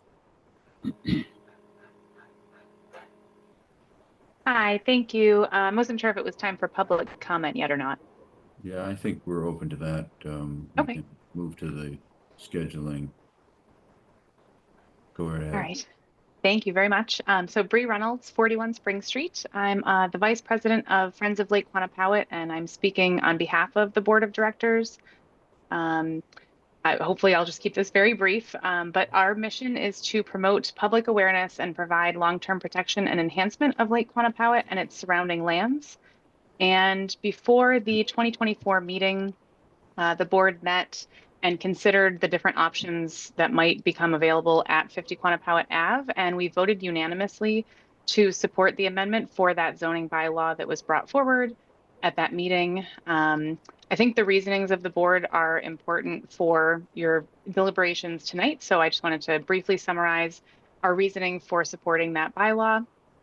The self-storage proposal before you would limit that scale of development. They've talked about low impact development, setting aside that green space for public use, and also significantly keeping low the traffic and parking as opposed to other possible options for development on the site. The amendment as passed at town meeting would also significantly minimize the development impact to the lake and the lake area. So that was really important to us. Over 4 acres of maintained and enhanced green space would remain as part of the development property, which we've heard about tonight. And we also very much appreciated the inclusion of a detailed project review process by subject matter experts like the Conservation Commission and the Zoning Board of Appeals before any final approvals or plans are put forward. So our board unanimously supported the article in 2024 based on those reasons. And then lastly, just based on the proposal before you tonight that talks about the wetland plantings and, bringing that space back to wetlands and also maybe managing the invasive species there and what is currently a mowed grass area, that is really a further benefit to the lake and the lake itself and something that our board also supports. And so thank you very much for your time. Okay, thanks for your comments. Do you have any questions for Bree? Thanks, Bree. Thank you. I see Sean Smith has his hand up as well. Thank you, Mr. Chairman. Sean Smith, RJ Kelly Company, 55 Cambridge Street in Burlington, here on behalf of 100 Quannapowitt owner, direct abutter to the east, and the owner of the property and the easement upon which access is provided to this location. Speaking in opposition of this project, as we did at Zoning Board of Appeals. In general, our overriding concern is that this project is just too massive for this location, does not fit within the neighborhood's character, which I understand is outside the purview of the commission. But within the purview of the commission is certain concerns we have surrounding the design, particularly the stormwater design of the project, its proximity to the lake, its potential impact to the wetland systems in this area. And I just have a few questions if the board would entertain. First of all, I'm assuming that obviously we will continue and there will be no ruling tonight. So I'd be curious to see comments from the town engineer. And also, I'm curious if this will go for third-party peer review for both that wetlands line, which seems to be a very important line to establish in this case, especially considering there's, I think within some construction within 3 feet of that line in particular. I didn't know if the board was going to order that in this case or not. I don't think we've discussed whether we want to go down that road. We have two originally competing analyses historically. At this point, the applicant has accepted the commission's prior determinations and as the boundary for their Particularly to the wetlands, correct? to the wetland, yes. Yeah, and I think there's a reason. I don't believe that historically, and I think Attorney McGrail has shown why he's been very successful in this town for many years. Painted a very rosy picture here and did a wonderful job of that. But I think that these wetland flags should really be locked down. If this was, I'm just confused if this was carried forward from 2020. I think DEP's time frame, even for ANRADs, are 3 years, right? And we're 2025, and there's a reason they do that. Certainly, soils don't necessarily change in great detail, but the hydric qualities of those soils leading to the wetland determinations do change. They change based on flow patterns. They change based on a lot of things.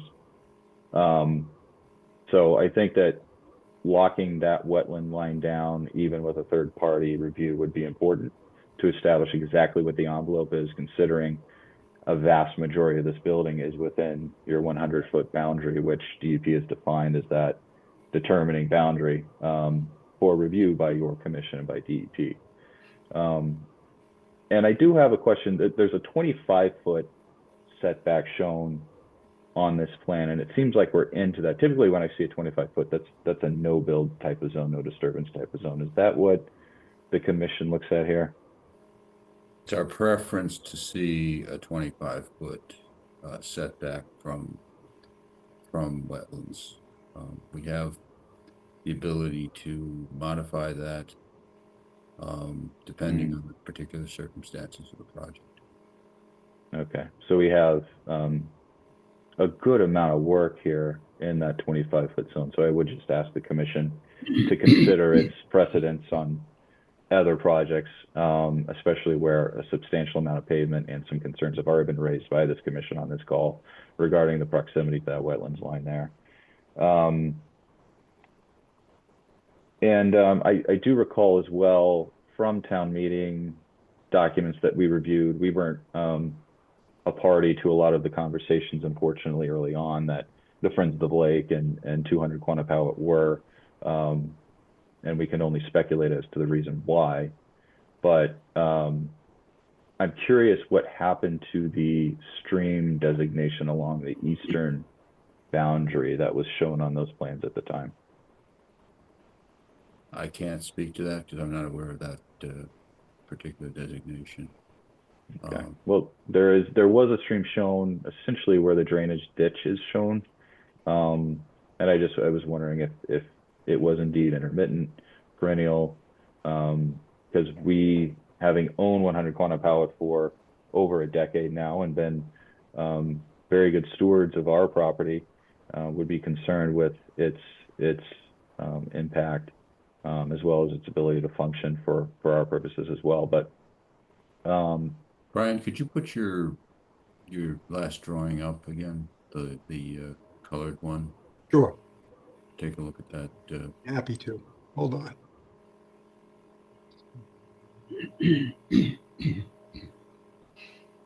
Oh, hold on. I put the wrong one up. Hang on, Paul. Okay. Here we go.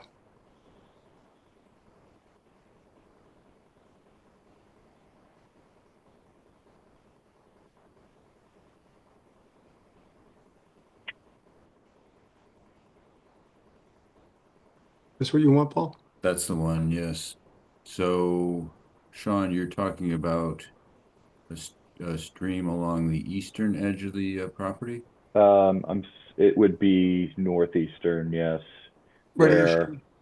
that's right. There's a ditch in there that was labeled as a stream and had a 50-foot setback associated with it at the time that it went to town meeting. So I wasn't sure if that had been evaluated or just eliminated on some basis. And I think, I think I've said my questions. Obviously, we'll be back here, when this meeting is continued, should applicant choose to continue. But I think I would be very concerned with making sure the stormwater is of adequate quality when it's leaving the site. And I have a lot of questions as an engineer myself, practicing in the state of Massachusetts for nearly 20 years, about some of the assumptions and made leading to the current design. So I think I would encourage the commission, especially due to this proximity, the importance of the wetland system, to filter water before it reaches the lake, to make sure all of the technical pieces here are adequate. Okay, thanks for those comments. I think we will want to take a look at those as we do our site visit. Well, I do have a few more comments, at least. It's a Go good ahead. time. Okay. So in our materials, we received a letter from DEP in which it seemed like they were um, um, recommending some updates to the resource areas that were identified on the sites. They said, I think that it does not include bordering land subject to flooding. So I think that involves some update to your NOI sheet, I believe. And it also looked like BVW. It's described in your narrative, but not on the same NOI sheet. So, if you're already updating, the NOI sheet to application to reflect that. Unless I'm missing something, I think the BVW would need to be listed on that. This is a question for Brian. Or Probably more Or- John. John, yeah. For John. I'm not sure what the question was. Yes, we did get comments from DEP. I think they were alluding to, in terms of identifying the wetlands line, kind of something that is mentioned at this commission about someone going out there and kind of reevaluating some of the line. And we've done that to some extent with Libby and Elaine and Ethan going out there and kind of taking a look at the flag. We rehung them all. I think this is I think maybe what the discussion was, that the commission was talking about going out to do a site visit, and maybe based on that site visit, the commission can decide whether they want to pursue further information or data as far as the wetlands line. So my question actually has to do with floodplain that was initially identified in the application as being on the property, and DEP is saying there is no floodplain on the property. And so that's what my question is about. Will the NOI be updated to reflect that there is no floodplain, and also that I think the BVW is not listed on that part of the application, although it is listed in the narrative. Yeah, well, the DEP is not correct in their assessment that there is not bordering land subject to flooding. This property does not show on the FEMA flood maps. If you pull up the flood map, I can do that if you want. However, it's based on elevation, and Yeah, it would be helpful if you showed us the map and added some comment, John. yeah, that's what I'm trying to get up now. Okay. So essentially what we're talking about, this is Lake Quannapowa, this is North Ave, this is Quannapowa Parkway, and this is the site here. Right. You can see clearly on this map, it does not show within that blue area. However, if you look at a little more detail, you'll see that Lake Quannapowa has a flood elevation of 83.0. Mm-hmm. On our site, we have portions of that site is below elevation 83.0. So that, and it is hydraulically connected from the lake to this site. There is a hydraulic connection, so that theoretically, if the lake gets to elevation 83, then that would also continue to flood. They would flood onto the site. And that's why we went forward with doing flood compensation calculations based on that. So I believe, you know, the just kind of a reference, the approval that was done for, what is it, 400, 500 One Power Parkway, they showed a flood elevation of 83 in here too also. So we're just being consistent with what's out on the ground. Mhm. Yeah. The FEMA maps are not always correct. I know that's hard for people to believe, but I think we're being conservative, which we Yeah. should. yeah. I mean, that's, yeah. So I mean, we don't I'm we don't sure wanna- DEP just looked at this map and said, you Yeah. know, clearly It on would- the map, it's not in. it would be easy for us to say, you know, we're not on the map. We don't have to do any, storage here, but, we want to be responsible stewards of our land. So we're going to, do the right thing. Deem needs to be done. Well, I was going to ask you about that, John, because I saw some of the elevations were 81, 80, 82, you know. I would be interested in hearing, and maybe it's better at another meeting where you focus on this, just taking us through where you plan to regrade and, put the, I guess, infiltration basins in your stormwater features. Yeah, we can get more into that. Part of,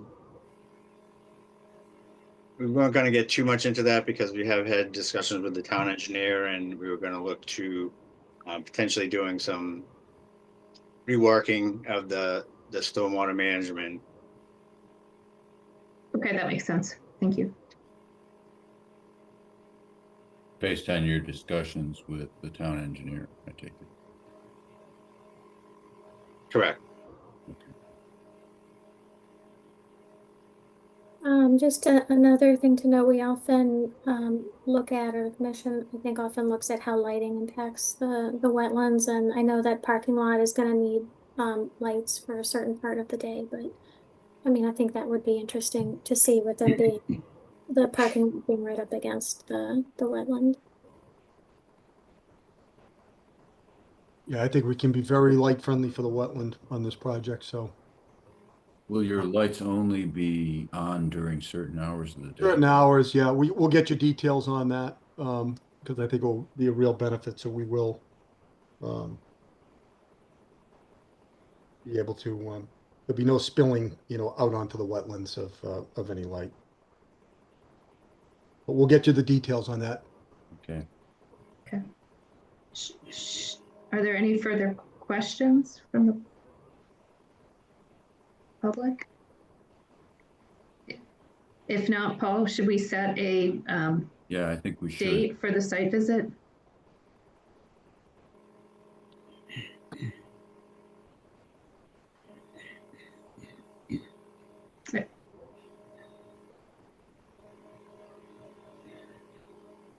I see we have another comment from Sean. Yeah, just a quick question. I assume that the visit will be open to the public, correct? Well, let me ask As you. a public visit? Well, we asked to get on your land, Sean, and he didn't allow us on your land. So I think this is just a visit for the commission to view the land. It's not the discussion purposes for anybody. So usually my practice. So it'll just be the commission. It won't be anyone else then, correct? No, the applicant is entitled. The applicant's entitled to be there. I'm entitled to be there. It's our property, but there's no obligation to let anybody else on the property. Okay. That's interesting to me, Brian. Thank you.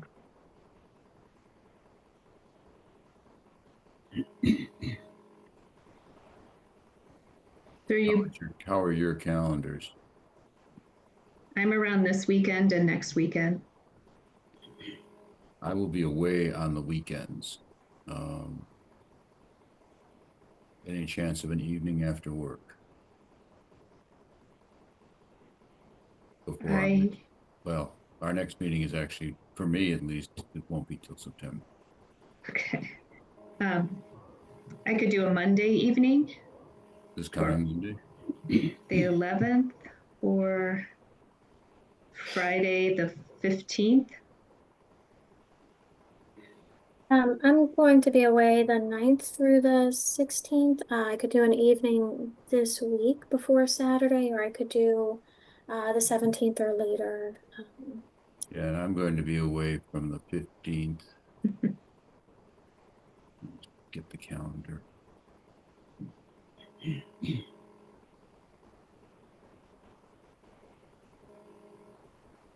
So I could do Thursday or Friday of this week, or Sunday the 17th or later. Any of those, any this week, anything work for you or no? I could probably do it at 4:30 on Friday. Oh, this week, Or I'm 5? sorry, Oh, I'm you're looking at gone. my calendar. I'm gone from Thursday through Monday, back Tuesday, Wednesday next week, and then gone.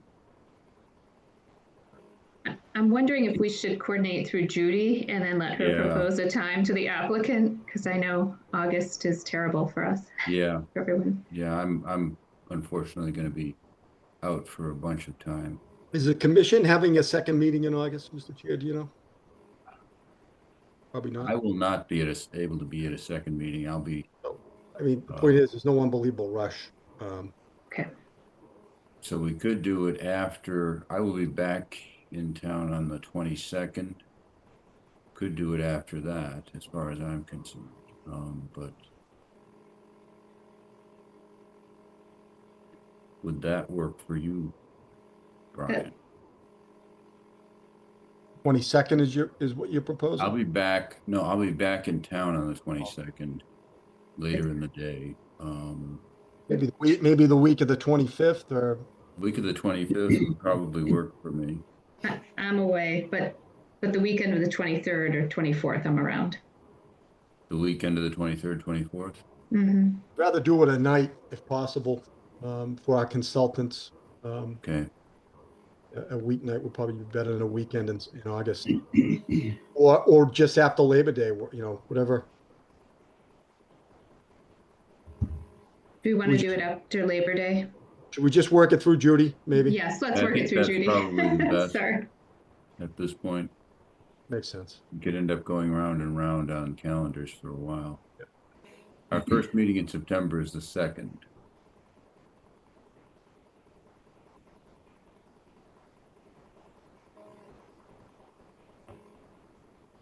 And Labor Day is the 1st.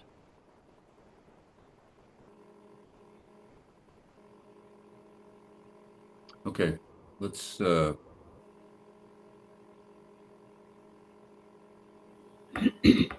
through Judy, and maybe she can sort out a calendar that works for us. Anything else for tonight? Okay. Thank you, Brian. Thank you. Thank you. That's for tonight. Thank you, board. Appreciate it. Thank you. Thank you. Thank all. you.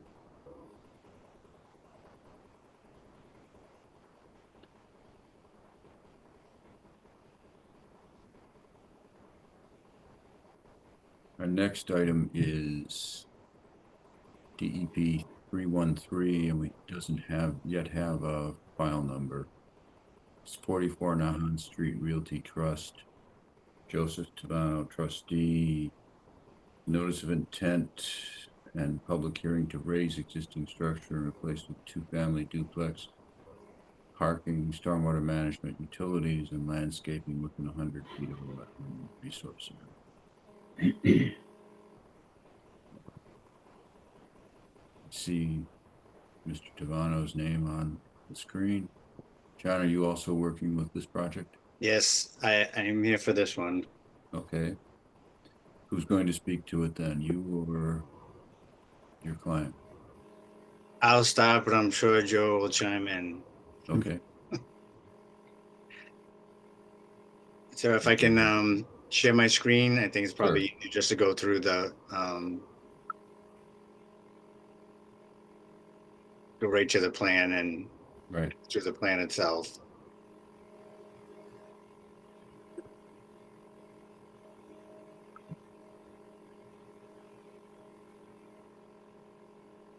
So, just a little background on the site. This is at 44 Nahan Street. It's located kind of between Main Street and Birchill Ave. There's essentially an existing driveway. This lot's a little bit unique in the sense that it actually doesn't have frontage on Nahan Street, and it has an easement across the abutting property. There's an existing driveway that goes through. To the back, there is an existing house. I'm not quite sure how much of it's left at this point. And then essentially a lawn area that the topography slopes back towards the rear of the property, where there is a bordering vegetated wetland. And this backs up to, you can kind of see in the locust map here, there's a large parcel that's actually owned by the town of Wakefield. So in terms of what resources we have on the site, we have bordering vegetated wetland, and obviously we have work that's going to be within the 100-foot buffer, and that's essentially why we filed a notice of intent with the commission to try to go forward with the improvements to the property that Joe Trevano is seeking.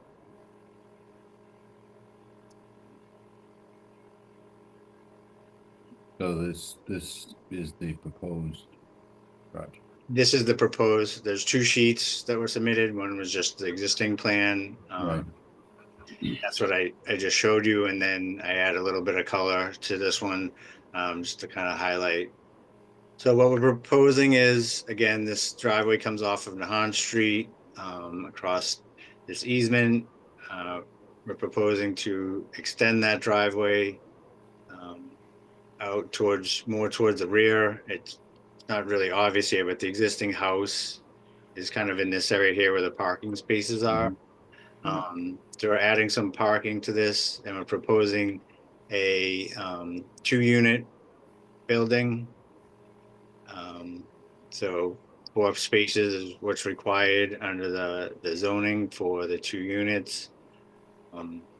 So we're basically talking about paving this area, walkways to the front of this building, some decks off the back, and we did look at stormwater management on the site, and did a design that mitigates for the rate and the volume of runoff, because obviously there's more impervious areas due to the parking areas and the added driveway and the bigger building. And the stormwater management that we're proposing is pretty straightforward. These paved surfaces, the pavement surfaces is going through a barracuda, which is basically enhanced catch basin that provides treatment prior to going into essentially a depression in the lawn.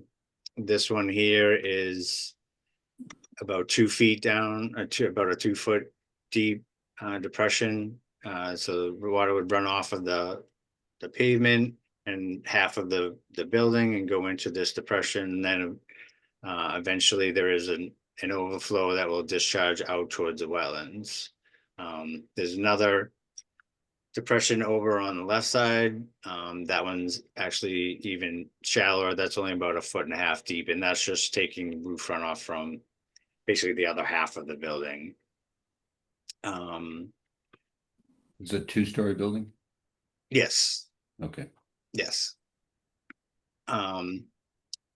We have I added onto the plan, the 25-foot buffer zone. We're not proposing any activity within that 25-foot. We do have some grading, that's just to try to meet up with the existing grade here for the stormwater management, but nothing's being proposed. Elizabeth from our office and Ethan went out there, I think it was yesterday. Kind of take a look at the line. I don't think there was any real indication of any disagreement as far as where the line is. Ethan can certainly let me know if I'm wrong. So essentially it's a buffer zone activity. We're staying outside the 25-foot buffer, and we're looking for the commission to allow us to go forward with this project. And I'll certainly answer any questions you might have. So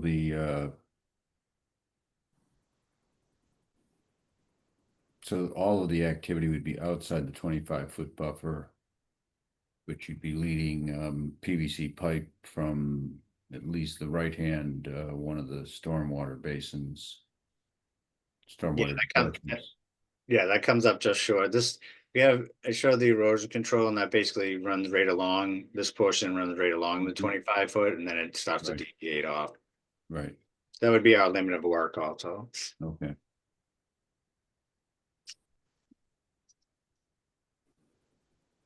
Are you, I see that swale that's labeled there. Is that an existing, or is that something you're proposing to add?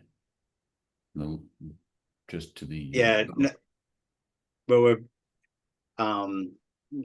because we're adding the driveway in here, we just wanted to make sure that when it gets graded, that a swale gets created so that, you know, we're not discharging water off to the abutters, and that it continues to flow down towards the rear of the property as it does now.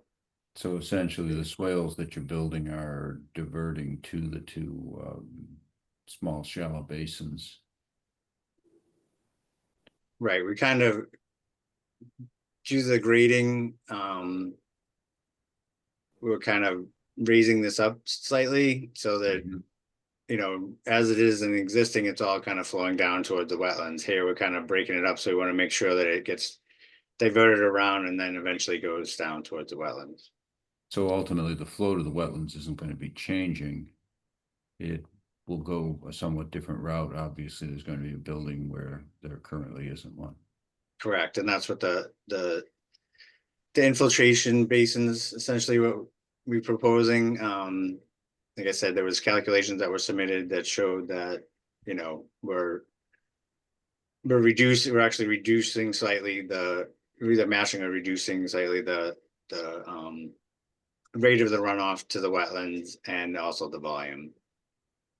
But we're not really changing any watersheds. It's just, like you said, kind of going a different route.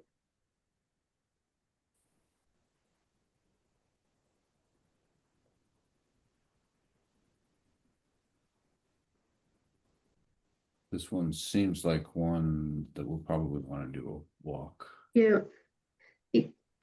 John, is there a reason you guys chose for the infiltration basin? Sorry, right back there, the one that's kind of behind the pump grinder? You have, I The one on don't, the sorry, right-hand side? prop, there's something behind. Yes, on the right-hand side, that's blue. You're talking about this one here? Yeah. I mean, we're just utilizing the side yard. Okay. You know, we did initially look into doing something subsurface. Unfortunately, when we went out there and did test holes, the groundwater was too high to do something that was essentially in the ground. So we had to do something on the surface. So this is just a depression, or is there, I guess I was thinking that an infiltration basin had to be outside the 50-foot buffer? Or can it be located in it? I mean, we are using it as infiltration. You know, typically on something like this, you know, I guess I'll push back a little bit on that as far as from the state perspective and stormwater management. This would not fall under stormwater management because it's only 2 units. Okay. 4 or less would not. So we're, you know, because of there's the town's bylaw and stormwater bylaw, and so, you know, we're basically trying to adhere to that, but we're not, I guess what I'm saying is that we wouldn't essentially be required to meet the stormwater manual. Okay, that's what I was wondering. So you're saying the Wakefield bylaw requires you to do some sort of infiltration, and you can, because it's a 2-unit house, you can put it wherever you want. I mean, you have some more discretion where to place it? Is that what you're saying? Correct. Okay. You know, there's a stormwater handbook that, depending on who you talk to as to how much weight it carries, and if you ever try to read through it and you see all the contradictions in it, I don't know how you're supposed to ever meet it all, but if this was subject to stormwater management, then from the, you know, as far as the state's concerned, then we would be required to meet that. I mean, essentially, these are depressions in the lawn, Okay. you know. I mean, we could look at it, you know, the flip side of that is I can look at it and not count infiltration and make them bigger, and now they're not infiltration ponds, and that doesn't, I don't know that really makes it better for anyone. No, I think your point that the stormwater manual would not apply in this circumstance probably makes the most sense. John, these basins are going to be, or these depressions are going to be fully vegetated, I presume. Yeah, they're essentially going to be in the lawn. You know, like I said, the one on the right is about a 2-foot depression, and the one on the left is like 1.5 feet. Okay. So you're just basically going to be depressions in the lawn, but it's, yeah, we're planning on it. They'll just be grass. All lawn, all grass, yeah. Mm-hmm. Correct. So there's not going to be any berming around them. The edge will essentially be the lawn area going away from them in both directions. Yeah, I mean, and on the one on the right is, you know, there's going to be a slight berm here because it does have to come up and then go back down again. Mm-hmm. So you're going to at the rear of the property. Yeah, I see that. Yeah, on the rear of the property. Mhm. Here it's just it's basically just from the edge of the, you know, the parking area, it's just gonna go down the 2.5 feet.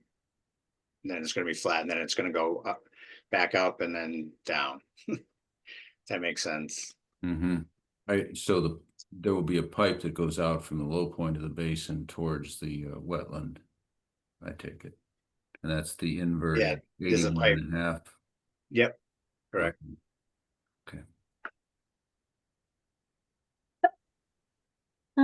The post-construction operation and maintenance plan describes some regular inspection and maintenance that's required for part of the system. Which parts of the system is that describing? It's under the Barracuda hydrodynamic separator.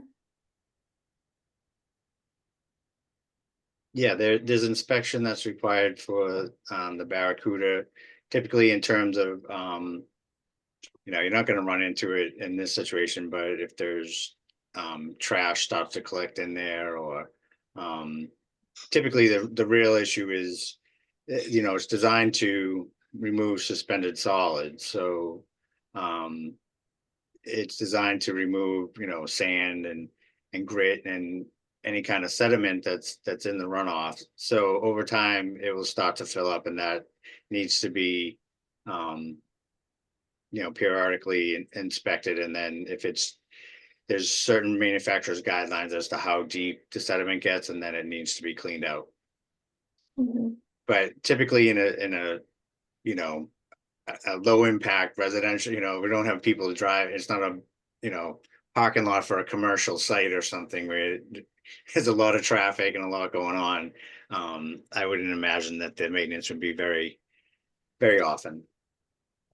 What would be the evidence that the maintenance needed to happen? What would you see that would say it's got to be cleaned out? like overflows or? No, it's typically on something like just the Barracuda. It's basically just a measurement of the depth of the sediment in the bottom. Mhm. So it should be caught well before it gets to any kind of like overflowing or backing up or anything like that. I don't recall typically what it is on the Barracuda. But it's usually like in the range of like say 4 to 6 inches. If it starts to get 4 to 6 inches deep, the sediment, then it needs to be cleaned out. And that can be just done with like a vacuum truck. And that maintenance would be done by the property owner? That would be the responsibility of the property owner, correct? I'm presuming these would be rental units then? Yes. Okay.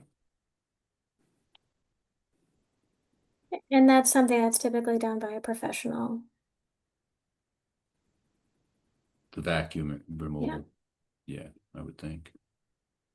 Yeah, the vacuum, there's kind of a procedure for them in terms of disposal of, whatever sediment that, I've just, we do inspections on some, not something, really of this size, but on, there's a couple subdivisions in town that require inspections, and even on like residential roadways, I don't think I've had one that has hit the sediment requirements for actually vacuuming, after like 5 or 6 years. Mm. Typically where you see it, usually what happens is we go in and during construction, there's a lot of sediment that it catches. And then, typically before it gets turned over, because a lot of these subdivisions have a homeowners association. So, because you got multiple owners, and then they're responsible. But before it gets turned over to the homeowners, typically the developer will go through and clean it all out. Mhm. But in this case, I believe Joe's gonna retain ownership at this time.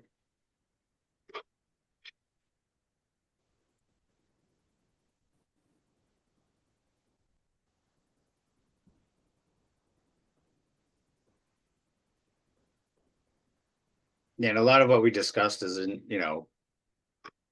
was included in the notice of intent. There's a post-construction operation and maintenance plan and long-term pollution prevention plan that was included with the notice of intent. Mhm.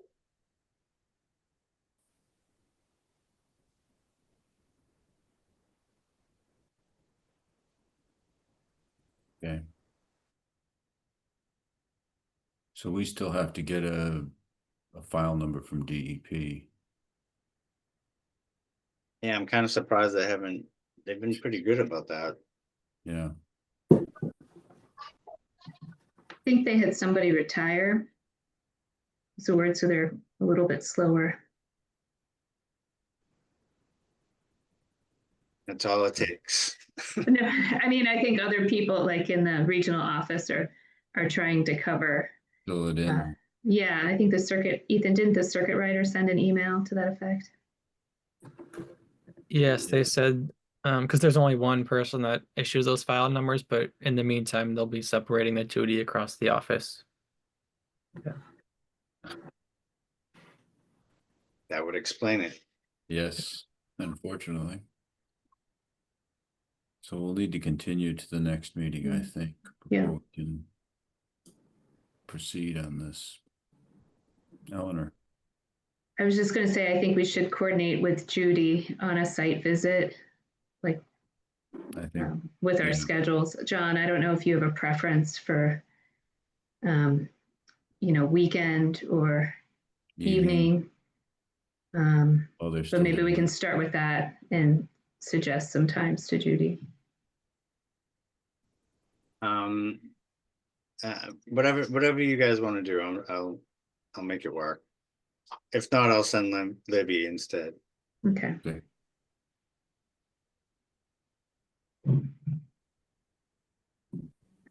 I don't have any further questions at this time. Not yet. No, I don't either. Jennifer? No. Okay. Ethan, anything to add? No. Okay.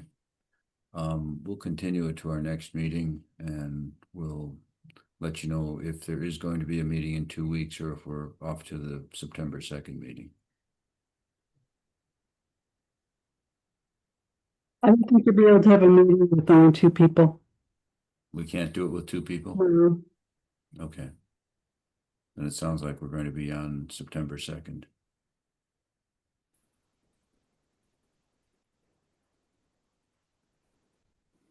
So we'll pick it up there and we can manage to get the site visit scheduled in between. So, Okay.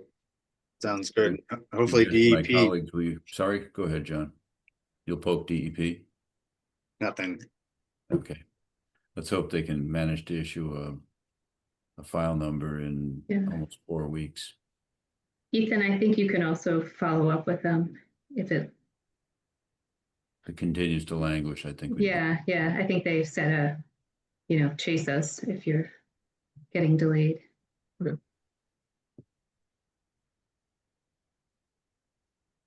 Okay.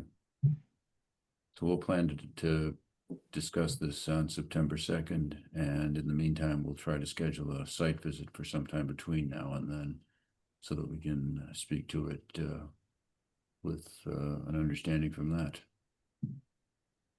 Okay. Anything else for tonight? Thank you both. Thank you. Thank you. Thanks. Thanks, Joe.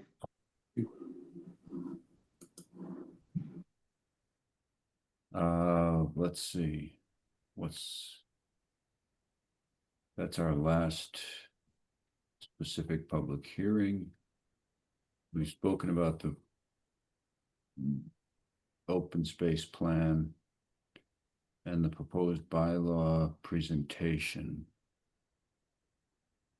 What specifically are we doing there? Do we want to go through it or?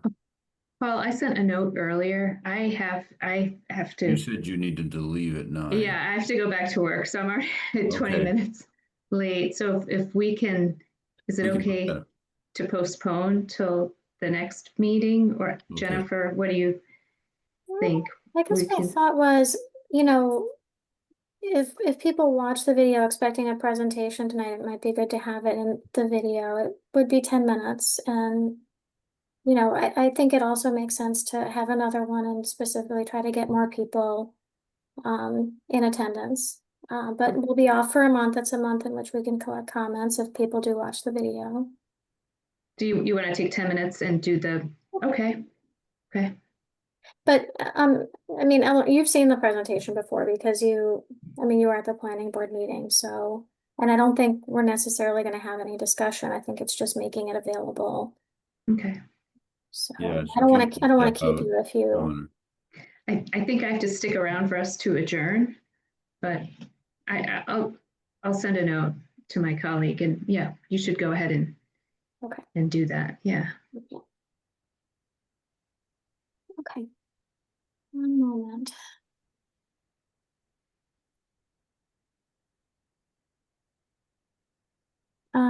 And let's see, Ethan or Judy, can I share my screen? You should be able to Okay. use the green button.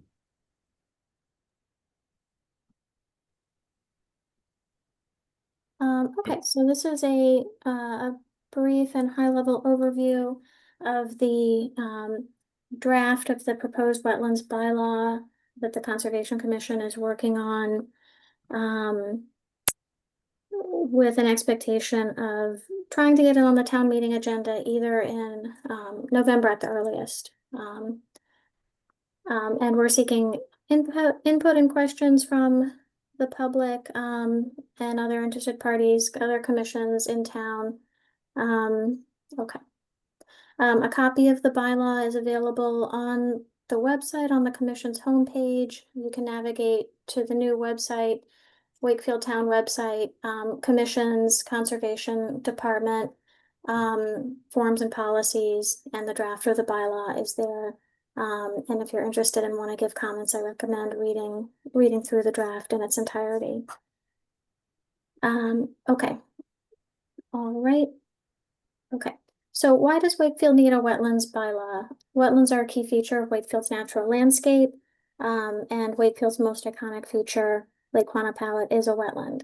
Wetlands, both individually and as a system, provide a variety of services to the community, including protecting property by mitigating flooding, filtering pollutants from groundwater and drinking water, and providing necessary habitat for wildlife. And wetlands provide these services to our town completely free. Our goal in putting forward a bylaw proposal is to increase protections for wetland resources that are currently not well protected under the state's Wetlands Protection Act, specifically in the following areas. We want to increase protections for isolated wetlands, for vernal pools, and for land immediately adjacent to wetlands in areas called the buffer zone. Increasing protection of these resources will increase protection of property in Wakefield against flooding, improve climate resilience, better protect groundwater from pollution, and protect natural wildlife habitat. What does the proposed wetland bylaw do? Our bylaw proposal, as written, extends protections to new resource areas, namely to isolated wetlands and to vernal pools. The Wetland Protection Act provides very limited protection for these resources. Under the WPA, vernal pools are only protected when they are present within the jurisdictional area of another type of wetland, which excludes many vernal pools from protection. We also aim to codify a 25-foot no disturbance zone, which would limit work that occurs within 25 feet of a protected wetland. This would include wetlands that are currently jurisdictional to the Wetlands Protection Act, as well as to certain isolated wetlands and to vernal pools. Lastly, in addition to the interest identified by the Wetlands Protection Act, the proposed bylaw identifies additional public interest in regulating wetlands, including protecting water quality, recreation, sedimentation, and erosion control, and protecting rare species habitat in Wakefield. This diagram depicts different types of wetlands that are regulated and not regulated under the State Wetlands Protection Act. Currently protected resource areas include wetlands that border on other wetlands, land under wetlands, areas within 200 feet of rivers and streams, bank, and land subject to flooding. The WPA regulates activities within 100 feet of bordering vegetated wetlands, areas called buffer zones. However, the protections within the buffer zone are very limited, and the Act does not currently provide for a no disturb zone around wetlands. In this slide, the red arrows show areas that are currently regulated under the WPA, noting, however, that for some of these areas, like the buffer zone, the protections are very limited currently. In green here are the areas where we seek to increase protections through passing a local bylaw. With a local bylaw, our aim is to extend protections to isolated wetlands and vernal pools and to ensure protection of the first 25 feet of buffer zone. Why protect wetlands in their buffer zones? Passing a wetlands protection bylaw would further a number of key objectives. Wetlands in their buffer zones help to protect property by mitigating the effects of flooding. Wetlands and buffer zones not only provide storage for floodwaters caused by heavy rains, they also absorb excess floodwaters into the ground. By protecting wetlands, we also enhance Wakefield's climate resilience. Wetlands and buffer zones improve water quality and prevent algal blooms by filtering pollutants as well as other debris and contaminants from water.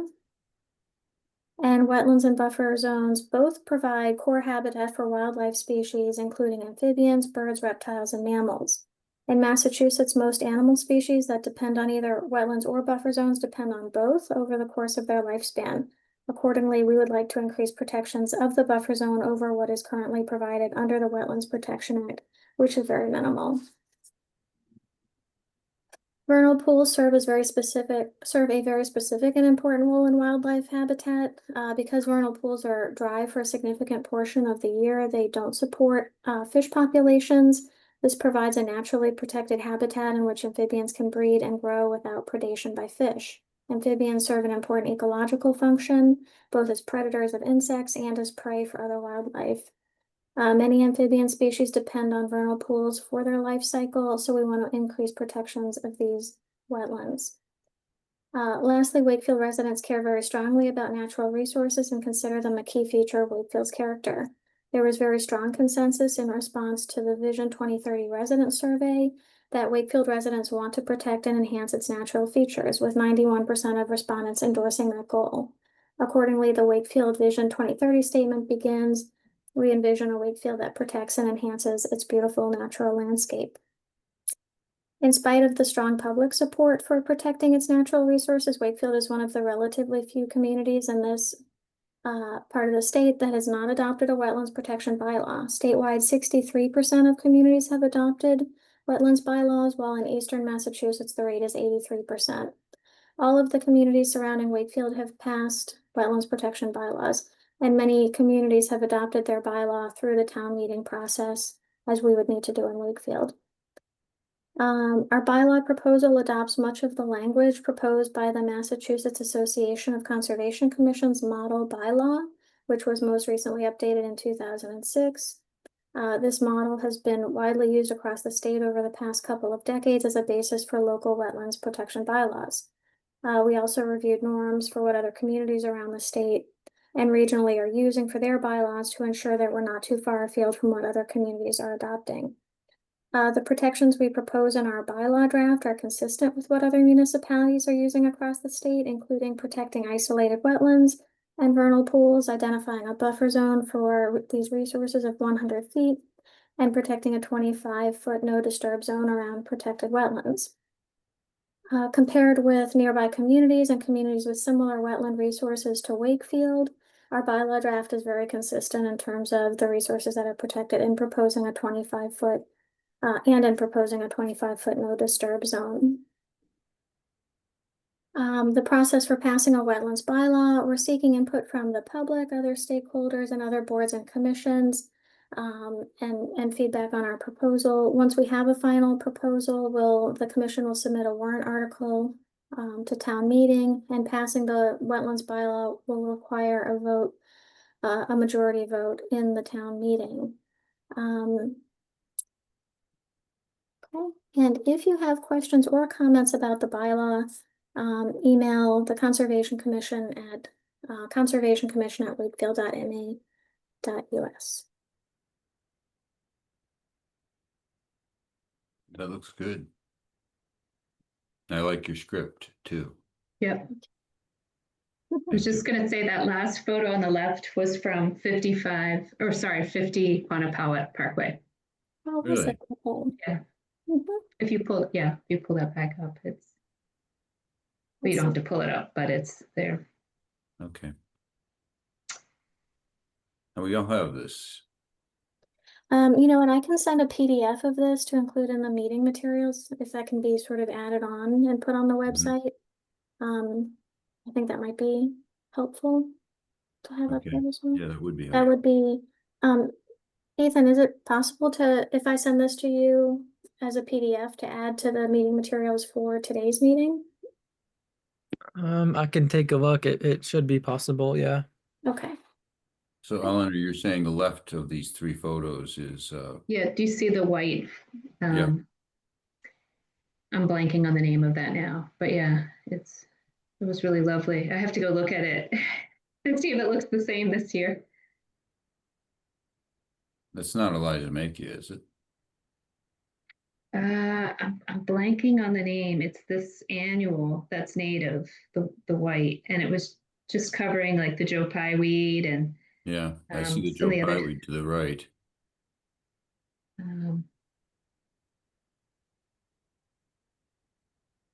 Yeah, Okay. I'll have to email you what it is. Like, well, Okay. I can't Thank you. email you. I'll let you know at the next meeting. That's fine. Okay, I think thank you, that's- Jennifer. Welcome. Yes, thanks very much, Jennifer, for that. That's actually I think it's a good presentation for us to use with various groups. Yeah, and obviously more detail in the bylaw itself. Right. Do we have anything else to deal with tonight? I think we can let you get on to the rest of your work, Eleanor. Thank you. Thank you, Ethan. Thank you, Judy. Yes, a motion to adjourn. Motion to adjourn. I'll second. Okay, all in favor, Eleanor, Yes. Jennifer, Yes. and I vote yes. We're Thank you. adjourned until September 2nd, I believe. Thank you all. Yeah, thanks See so you in much. September. Bye.